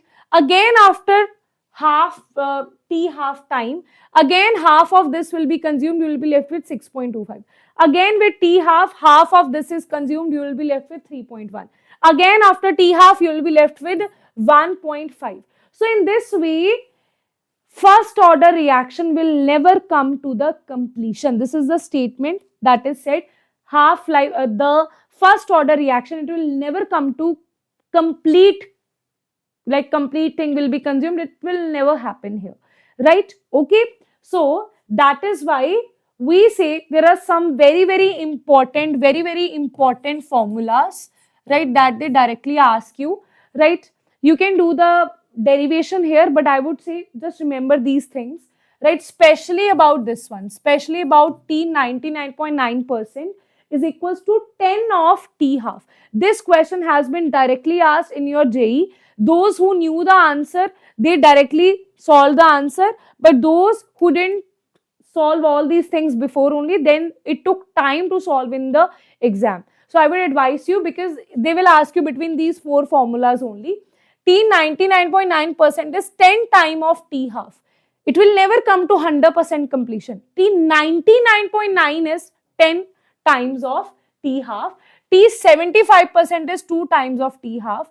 T 87.5 is 3 times of this. T 93.75 is 4 of T half. How we have taken it, it is basically from this side only. Here 50% is consumed, so it is T half. If you say 75 is consumed, in 75 is consumed, so it means it is 2 T half. So 75 is 2 T half. T 87.5 is consumed. So add this into this into this into this. 87.5 is consumed, you have 3 T half. 93.75 is consumed, you have 1, 2, 3, 4 T halves. Okay, this is how it is done. Okay, Ji, understood? Yes. T half, T in T 100% is infinite, right? Okay. Now next is, they can ask you some questions like this. We will do when we will do questions. You will understand this better. But this is just a simple trick to solve some questions, that maybe some chart will be given to you. They will give you that if you increase the concentration by double, the rate is tripled, the rate is 4 times, right? So these kind of hints will be given to you. They will ask you that find the order of the reaction. So you just remember this thing here. I'll also teach you how to do the questions from this particular formula. So R of new rate is x raised to power n of R of volt. X is how much concentration you are changing. You are doubling the concentration, and x is equals to 2. You are concentration is multiplied by 4 times, it is 4. Concentration is multiplied by 10 times, it is 10, right? And n is the order of the reaction. We will see this in the questions as well, right? Okay. Now next is K is equals to A e raised to power. This is Arrhenius equation. K is equals to A is the Arrhenius constant. E raised to power Ea is the activation energy by RT. Right? Log K2 by K1. This is another important question. Very important question. Ea by 2.303 R. Just solve these two things by K1 and K2. Take the log and you will get this particular formula, that is log K2 by K1 Ea by 2.303 R T1 minus T2 by T1 into T2. Very important formula, right? Okay, understood? Understood, students? Yes, everybody? Shall we do the questions now? Shall we do the questions also now? Everybody, shall we do the questions now? Now you will get to understand this chapter more with the help of questions, because theory is like in physical chemistry, from theory only you can't crack the questions, right? Okay.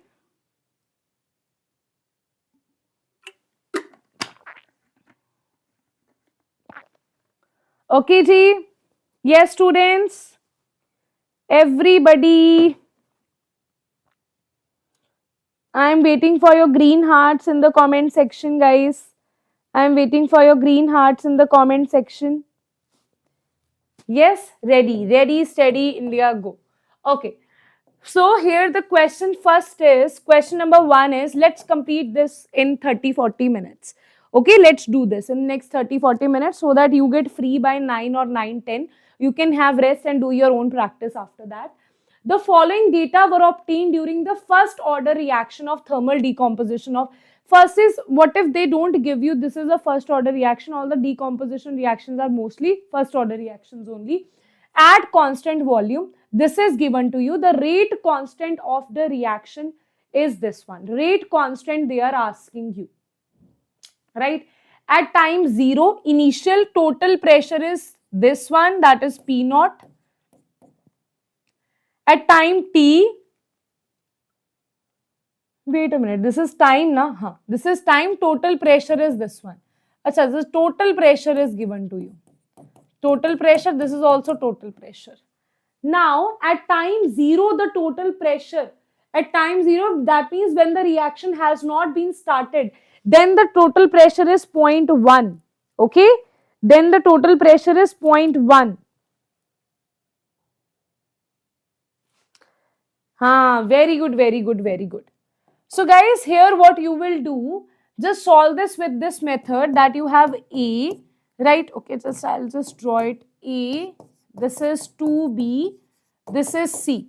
Okay, a simple thing that we also applied in equilibrium, we'll do the same thing here. If you take initial pressure, they are saying it as 0.1. Okay, so initial pressure, that means P naught is given to be initial.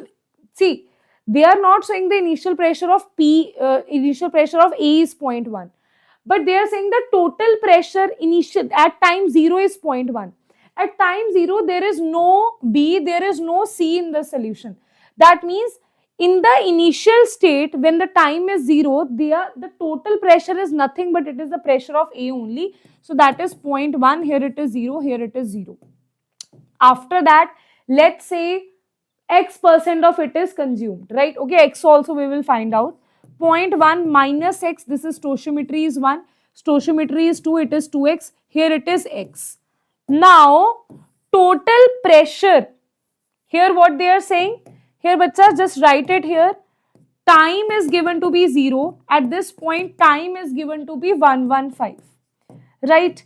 So here, can I say that total pressure is equals to 0.1 minus X plus 2X plus X, right? This will be cancelled out. So total pressure at this is nothing but it is 0.28. So it will be 0.28. This is 2X plus 0.1. So it will be 2X is equals to 0.28 minus 0.1 divided by 2 is the value of X, right? Okay, that will be the value of X, isn't it? 0.09 is going to be the answer for this one, right? Okay. So X is going to be nothing but 0.09. So just put it here, 0.09 is going to be the value of X. Now we know that X is 0.09. Now they are saying that the rate constant is this one. They are giving us the first order reaction it is. Initial and final values we need to put in the formula, right? Okay. But initial and final value we need to put it in the formula. So if I say this is, they are asking you what? Rate constant. Na? So rate constant is equals to 2.303 divided by T. T is given to us. T is given to us, that is 115. Okay. So 115 multiplied by, this is log base 10. Initial is what? Initial is given to be 0.1. Final is 0.1 minus X. Right? So initial is 0.1, final is 0.1 minus X. So it is 2.303 divided by 115. Just see this value, 0.1 minus 0.1 minus 0.09. Right? Solve this value and you will get your answer of rate constant. Okay guys, everybody, you will get the value of rate constant. Let us see whether it will be in seconds or not. Yes. because this time is in seconds, then the answer of this will be in per second only, right? You will get the answer in per second. And what is the answer that you will get? Answer is 2. Answer is 2. Acha. This is given to be 2 into 10 raised to power 2, you are saying is the correct answer, which is exactly the right answer. That is 2 into 10 raised to power minus 2 you will get as the answer. Right? Okay. Next question is the time required for completion of 99% of a first order reaction is this much. But do you even need to calculate this? This I already told you, na, this is a proper like statement. Okay, you need to remember this also, right? If you want to calculate this, you can also calculate this. How do you calculate it? So it's a very, very simple thing. In this formula only, T na you are calculating. Time required for completion of this. T is equals to, if you take T 99.9 is equals to, I'll just write the formulas. You will just need to divide these two equations. It will be 2.303. K you don't need to have 2.303. This is K. This is log. This is also log. This will be initial is 100 because in percentage they are saying na. So it is 100. 100 minus 99.9, right? And here you will take 100 because half they are saying, that means 50% is consumed. So it will be 100 minus 50. Just divide these two things, you will get the ratio. This is how the derivation was done.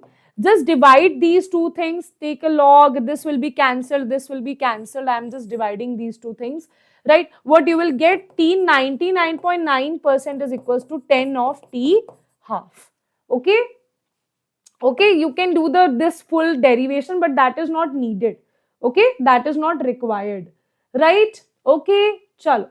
Now, next question is the half-life of radioisotropic bromine 82. You don't get into, ma'am, what is radioisotropic bromine? Don't get nervous on this thing. It's just a simple thing for you. Don't even need to see this name, right? The half-life of radioisotropic bromine is 36. Just remember that T half is 36 hours. That is given to me 36 hours. The fraction which remains after 1 day is, after 1 day. So see, radioactive, whether radioactive are 1 day, 0 degree, 0 order or first order. Yes, everybody, radioactive decays are of first order or second order or what? Everybody in the comment section. Everybody in the comment section. Radioactive decays are of 0 order or first order because that is not given to us. Radioactive, 0 order, first order. This also you need to remember only. Radioactive isotopes are always following first order kinetics. Okay. So now everything is simple.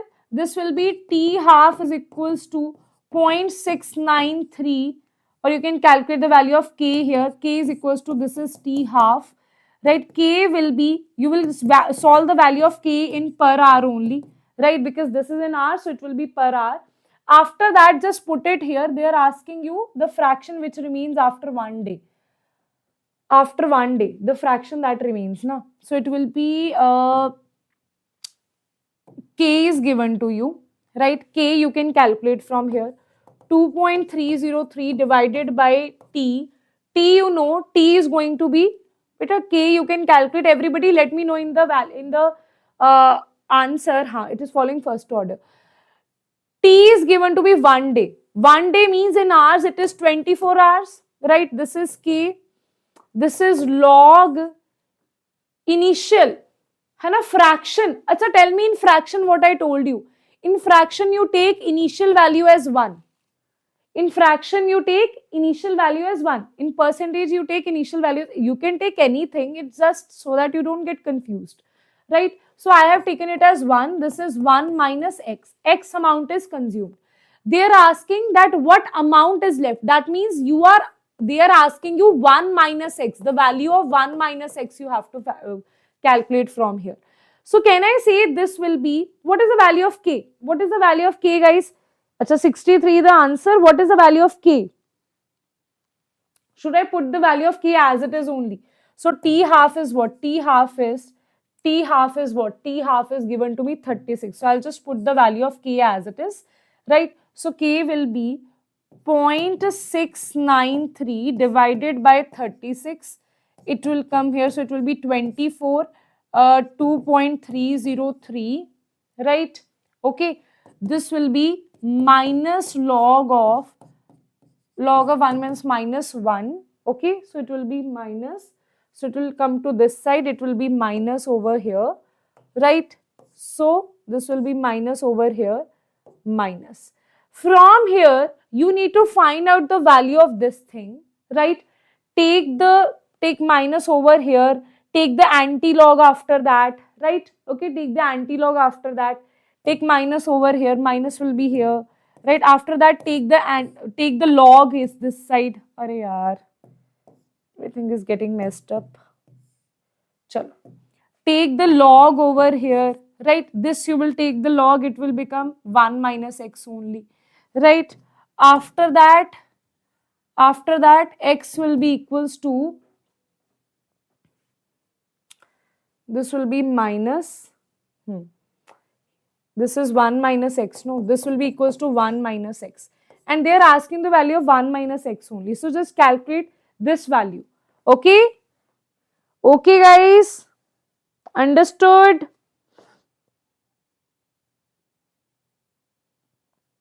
Yes, students. Okay, Ji. So just need to calculate this value here and you will get your answer. That's it. है ना? So just solve this value and the answer that you will get. I have not done it this way, right? I have just taken this as 1. They have taken it as A. So I would say take it as 1 only, right? So it will be easy for you to answer, right? Okay, chalo. Now, next is 63, yes. Now, next is if the rate if first order reaction is 0.04 mole per liter per second. Okay. Rate they have given.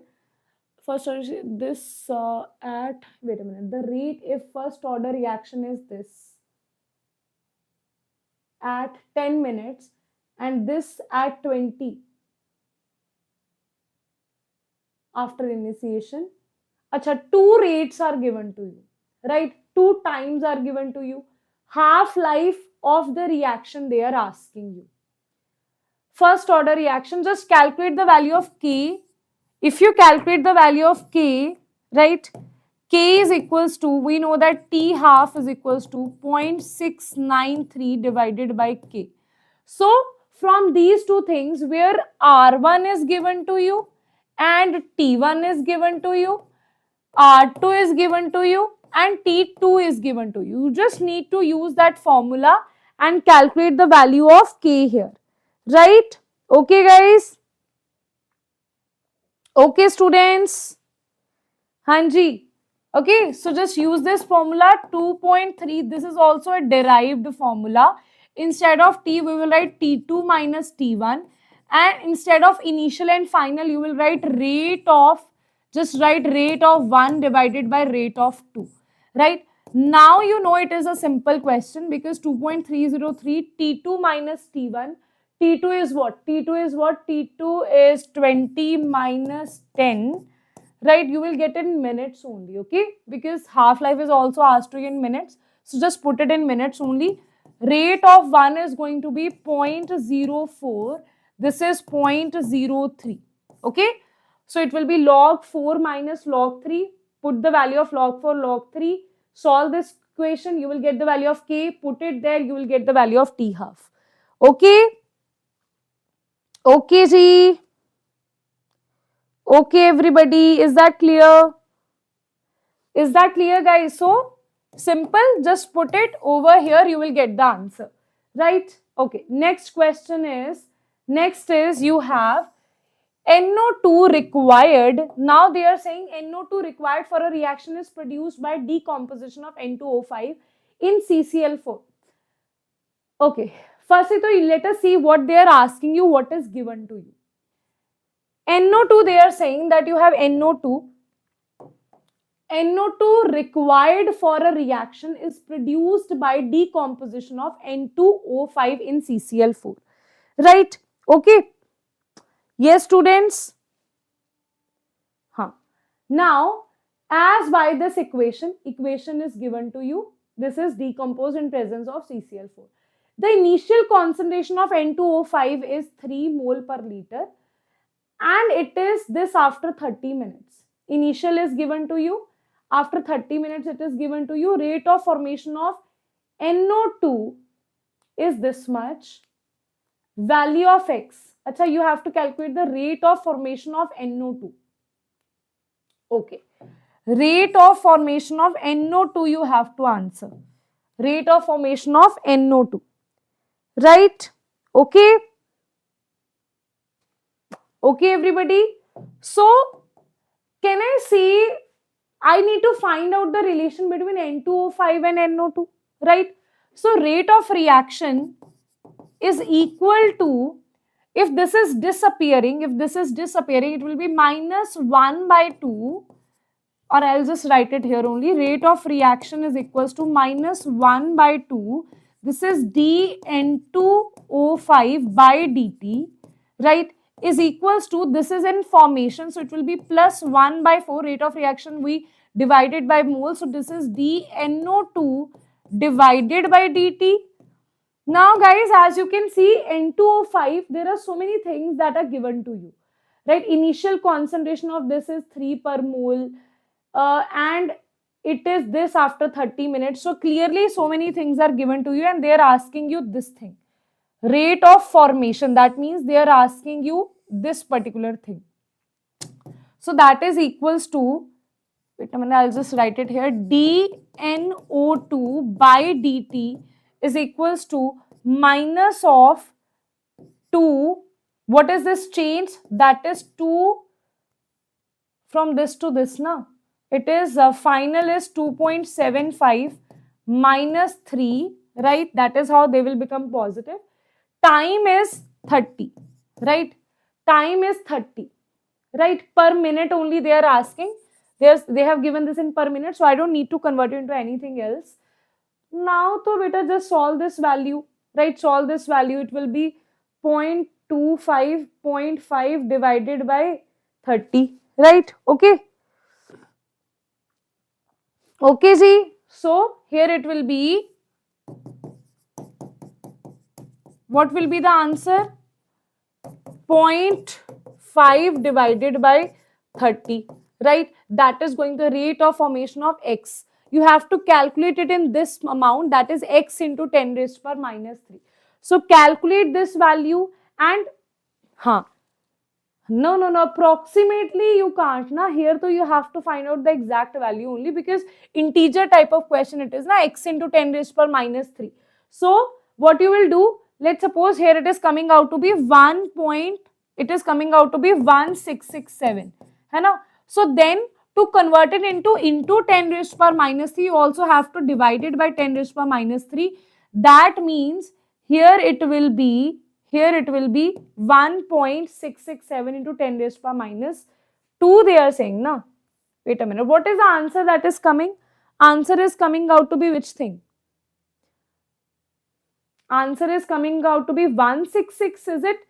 Is it coming out to be 1667, right? Okay. Then if you multiply this by 10 raised to power minus 2, you divide this, point will be here. So answer will be this one. Okay. So you already know this is the answer. Okay. Chalo. Then next is integrated rate law equation for first order is.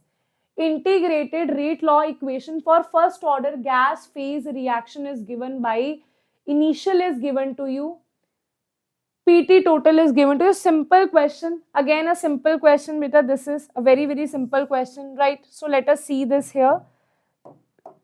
Basically you need to know the concept here. So let us say a rate law for a first order reaction phase is given by this, right? So I'm just taking it as A give rise to B. Okay, if I take it as A give rise to B, right? This is, let's say this is initial, it is P, initial it is pressure is I, because initial pressure something will be there na, it is 0. From Pi, let's say X amount is taken out. ठीक है? PT they are saying na, PT, this is PT, is it? Pi, this is PT, is it? So Pi, let's say X amount is taken out, X amount is formed here, right? We know that Pi minus X plus X is equals to P total. This will be cancelled out. So Pi is equals to PT, right? In a first order reaction, if you talk about a first order reaction, at least something it should have. So I'll just take it as in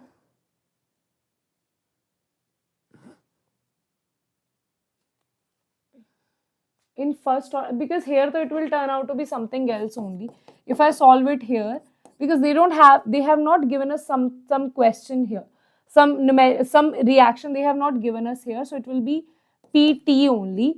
In that case, log of Pi divided by Pi minus PT, then the answer will be Pi minus PT.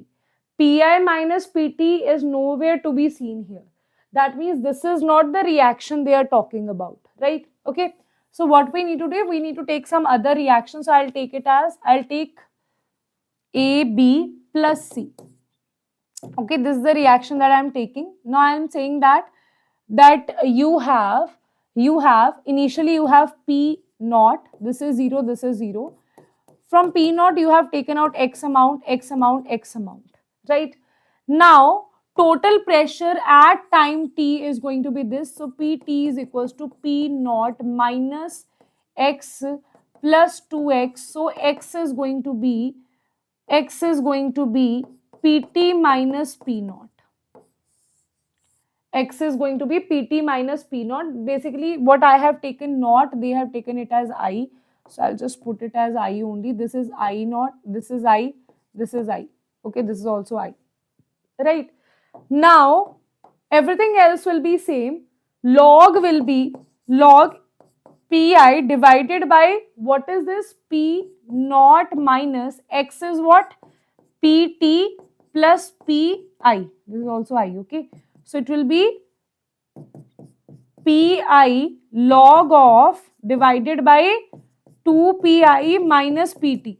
So 2Pi minus PT, I can see that in the comment, in the option here. This is also, this is same, log Pi, 2Pi minus PT. This is also 2Pi, this is Pi. Beta, are these options the same? 2.303 by T. First, A and D are the same option only, yaar. So both will be the incorrect thing is given, है ना?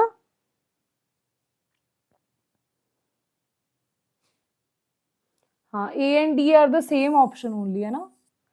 So I think typing mistake, right? A or D. If you have written A or D, that is the correct answer, right? Because they are same option only, right? Okay, chal. Next is consider the following reactions. You have to consider the following reactions. Now they are saying the ratio, the rate expression of which is given below. That means the order is 1, right? So we can say the order of this reaction is 1. The reaction is initiated by taking concentration of and each. Wait a minute. The reaction is initiated by taking concentration. If the rate constant is this, then the time taken for A to become 0.1.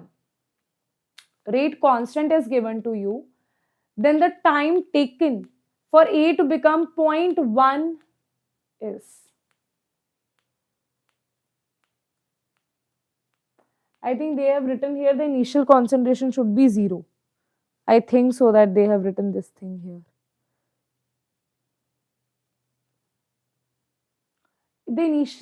The reaction is initiated by taking concentration of and each. the taken A to become 0.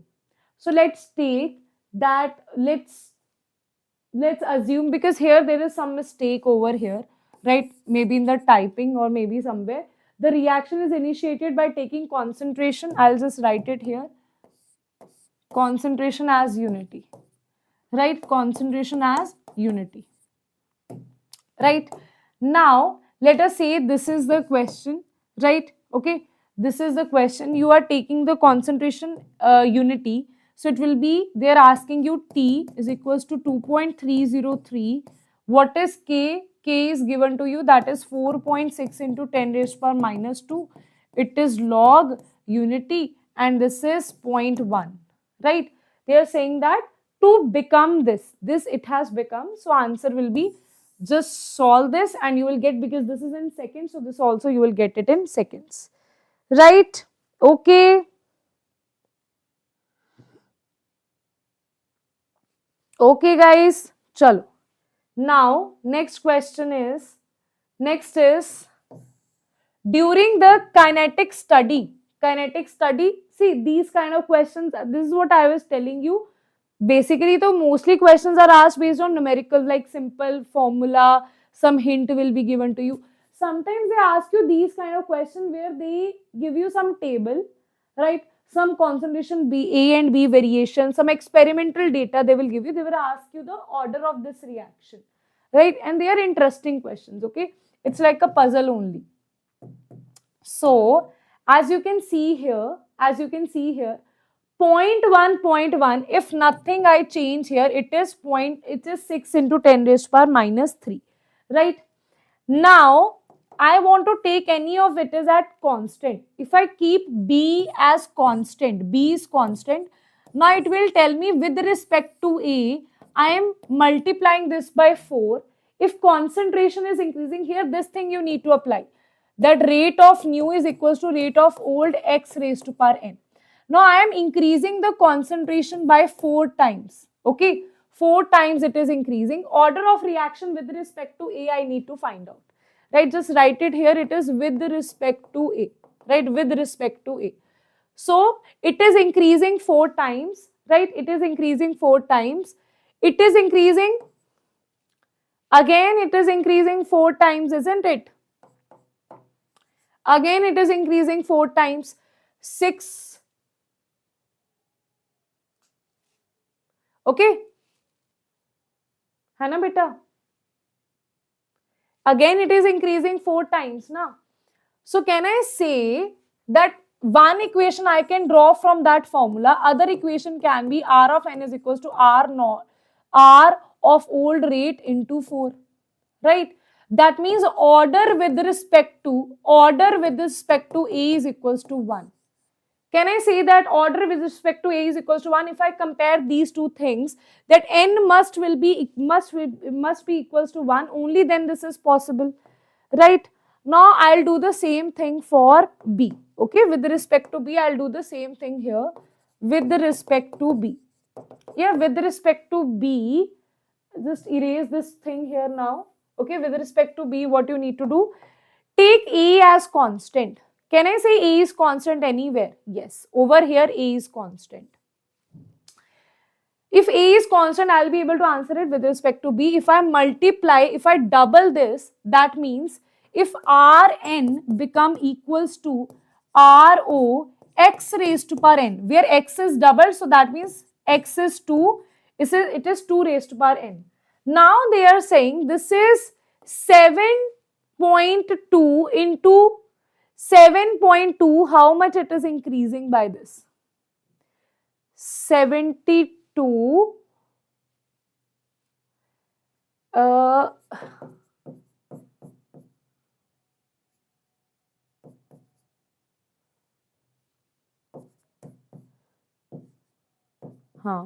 It is increasing 4 times, right? Okay, it is increasing 4 times. So now, as it is increasing 4 times, can I also write it here? Rn is equals to Ro, this is 4, right? So in that way, that means n should be, with respect to B, it should be equals to 2.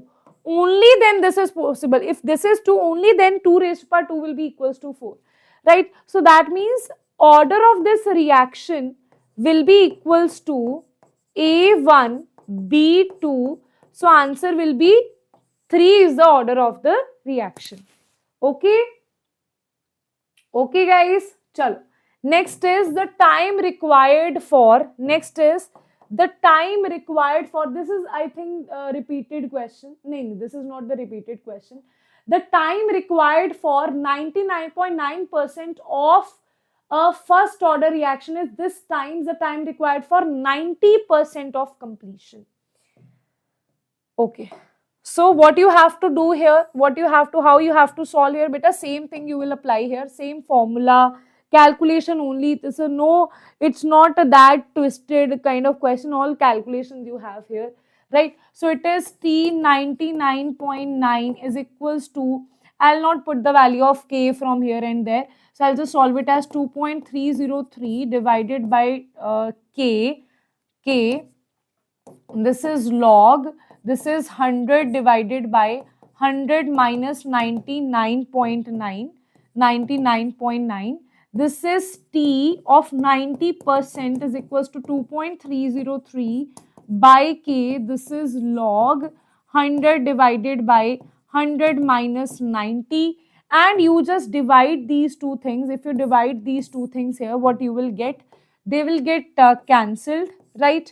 Now what you will have? Log 100, when you divide these two things, just solve this value, T 99.9 divided by T 90 is equals to, everybody solve this value, everybody in the comment section, solve this value. Yes, everybody? Hanji, solve this value, guys. Arey yaar, is pe what break you need? What break? You don't have that much concentration. Hina, what break you need now? No break. Okay. So just complete this and after that break he break. Okay. So solve this here, log 100 by 10, right? Okay. That will be equals to log 100, right? Minus log 0.1. You can just cancel that out, right? Okay. Just solve this value, guys, everybody. Third is the answer. Hanji, log 1000, log 10. Solve this value. 3 is the answer, is it? So, log 10 raised to power 3. This is log 10. Log 10 is nothing but 1 only. So, answer will be 3. T 99.9 by this is T 90%. So, answer will be 3 times. Okay, 3 times. Okay, ji, got it, students? Everybody? Yes. Now, next question is, given below are 2 statements are given to you. Okay, 2 statements are given to you. Given below are 2 statements. The rate law for the reaction A plus B give rise to C is rate as this. Then when the concentration of both A and B is doubled, the reaction rate is increased. Very simple. If you double it, it is 4. It will become 4. It is 2. So it will become 8 times. So X times means 8 times it will be increased. Second is the figure is showing the variation in concentration against time plot for Y order reaction. Now they are saying this is some Y order reaction, some graph is given to you, which is having slope as minus K, which is having slope, concentration of R, right? So can I say slope is minus K, so Y is concentration, R is equals to, Y is equals to, say the value is Y is equals to mx plus C, no? So just put the values here. Intercept is R0, value is R here, the slope is minus K, right? X is what? X is the x-axis, that is T. So now what is this value? How you can define this value? This is R0 minus R, right? Minus R equals to KT. What is this value? What is this formula for zero order, first order, second order, zero order, zero order, first order. First order beta, first order reaction is having log. How can you have, there is no log over here. This is a zero order reaction. Okay, this is a zero order reaction. So answer will be x plus y is 8 plus 1, that is 9. Okay, okay ji, chal, right. So next is the rate constant for the decomposition. So now they have given you some graph again, right? The rate constant for decomposition of acetaldehyde have been measured over temperature range, some temperature range you have. The data has been analyzed by plotting natural log of K.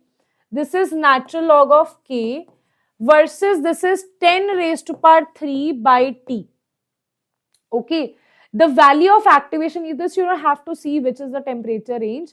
This is the slope, and slope is coming out to be, this is I think minus 18.5.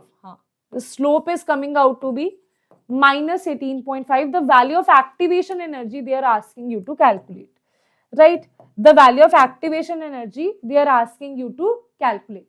So natural log of K, T and slope, what is the formula that you have? Yes guys, what is the formula that you have here? Yes everybody? Yes everybody?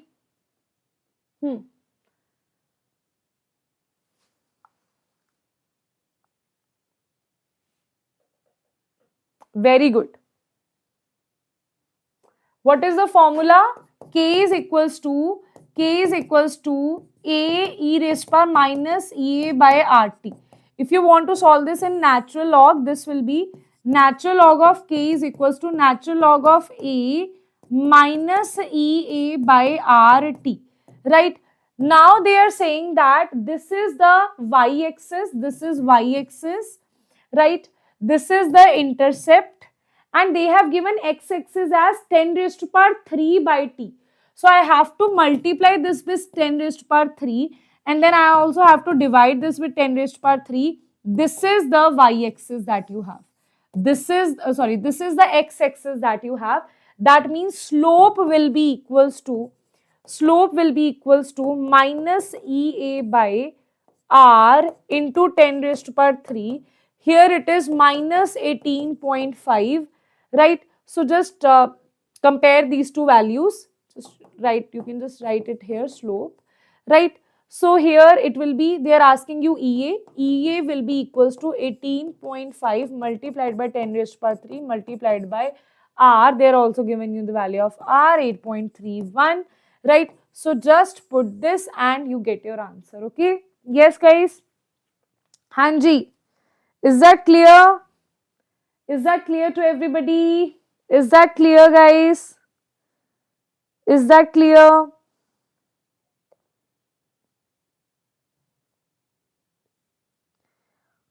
Beta, is that clear to everybody or not?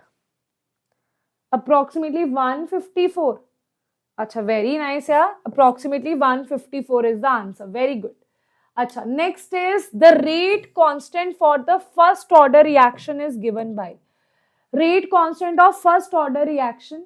Again, it is a comparison based question only. Activation energy is given by this. So again, the same formula beta you will use here. Same formula will be used. Ln of K is equals to ln of A minus EA by RT. If you compare this here,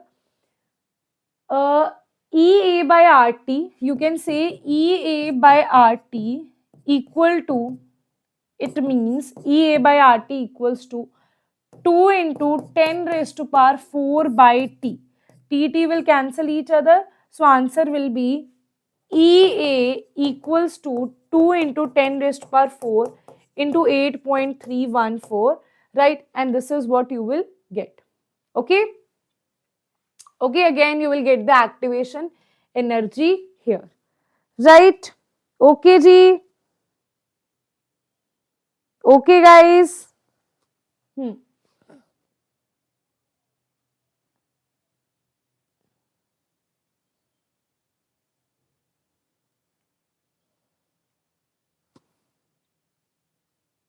Acha, tell me one thing. They are asking you this in kilojoule per mole, but this is given in joules, right? So we have put the value of R in joules. So what you will get this in joules, right? You will get this in joules.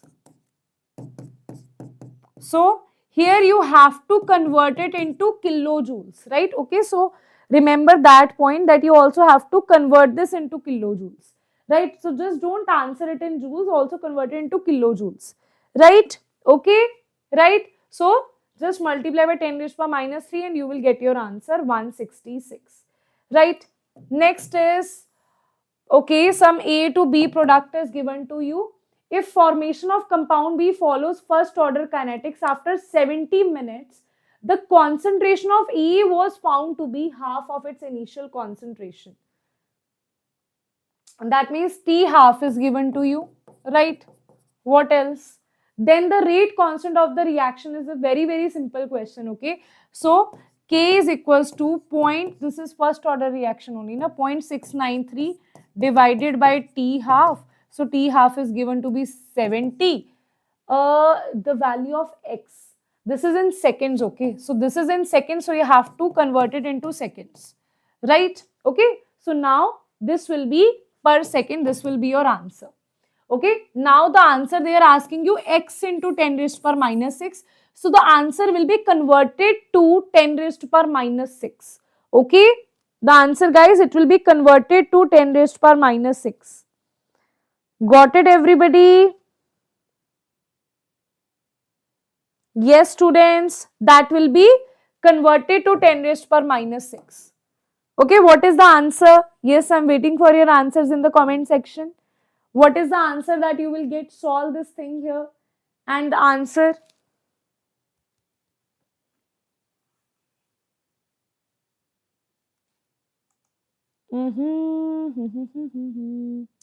Beta, is the screen blurry? I don't know why over here it is coming out to be very blurry screen, right? Is the screen blurry in your interface also?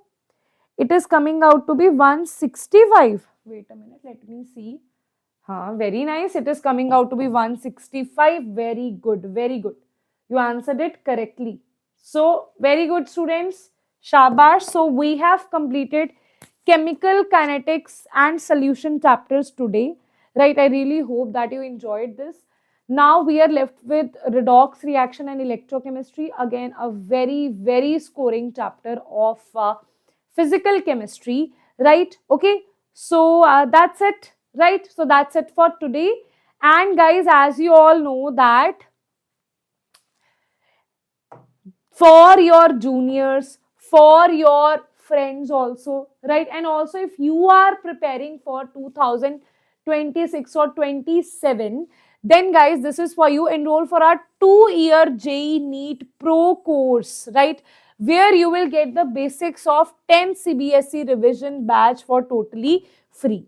Right, okay, that you will get for totally free. Every single detail is mentioned in the link given below. You can just go and check that out, and you can tell that to your friends as well, right, to your juniors who are looking for some good guidance, right? So pro course, so it's better to start early than to start late, right? So more early you start, the probability of getting the college will be more, right? Okay, yes. So guys, that's it for today, and see you all. Ma'am, what about biomolecules chapter? Achha, we have not. Someday I'll do the previous year question of biomolecules as well. Right? Okay. Okay, ji. Chalo. Okay then. Bye bye. Take care. See you all in the next class that is going to happen on, I think so, it is on Friday. Let me just see that. Next class is 11 Jan, right? Saturday. So Saturday is the next class, 11 Jan, where we are going to do redox reactions and electrochemistry. So I'll see you all in the next class. Okay then, bye bye. Take care. See you all. Bye bye.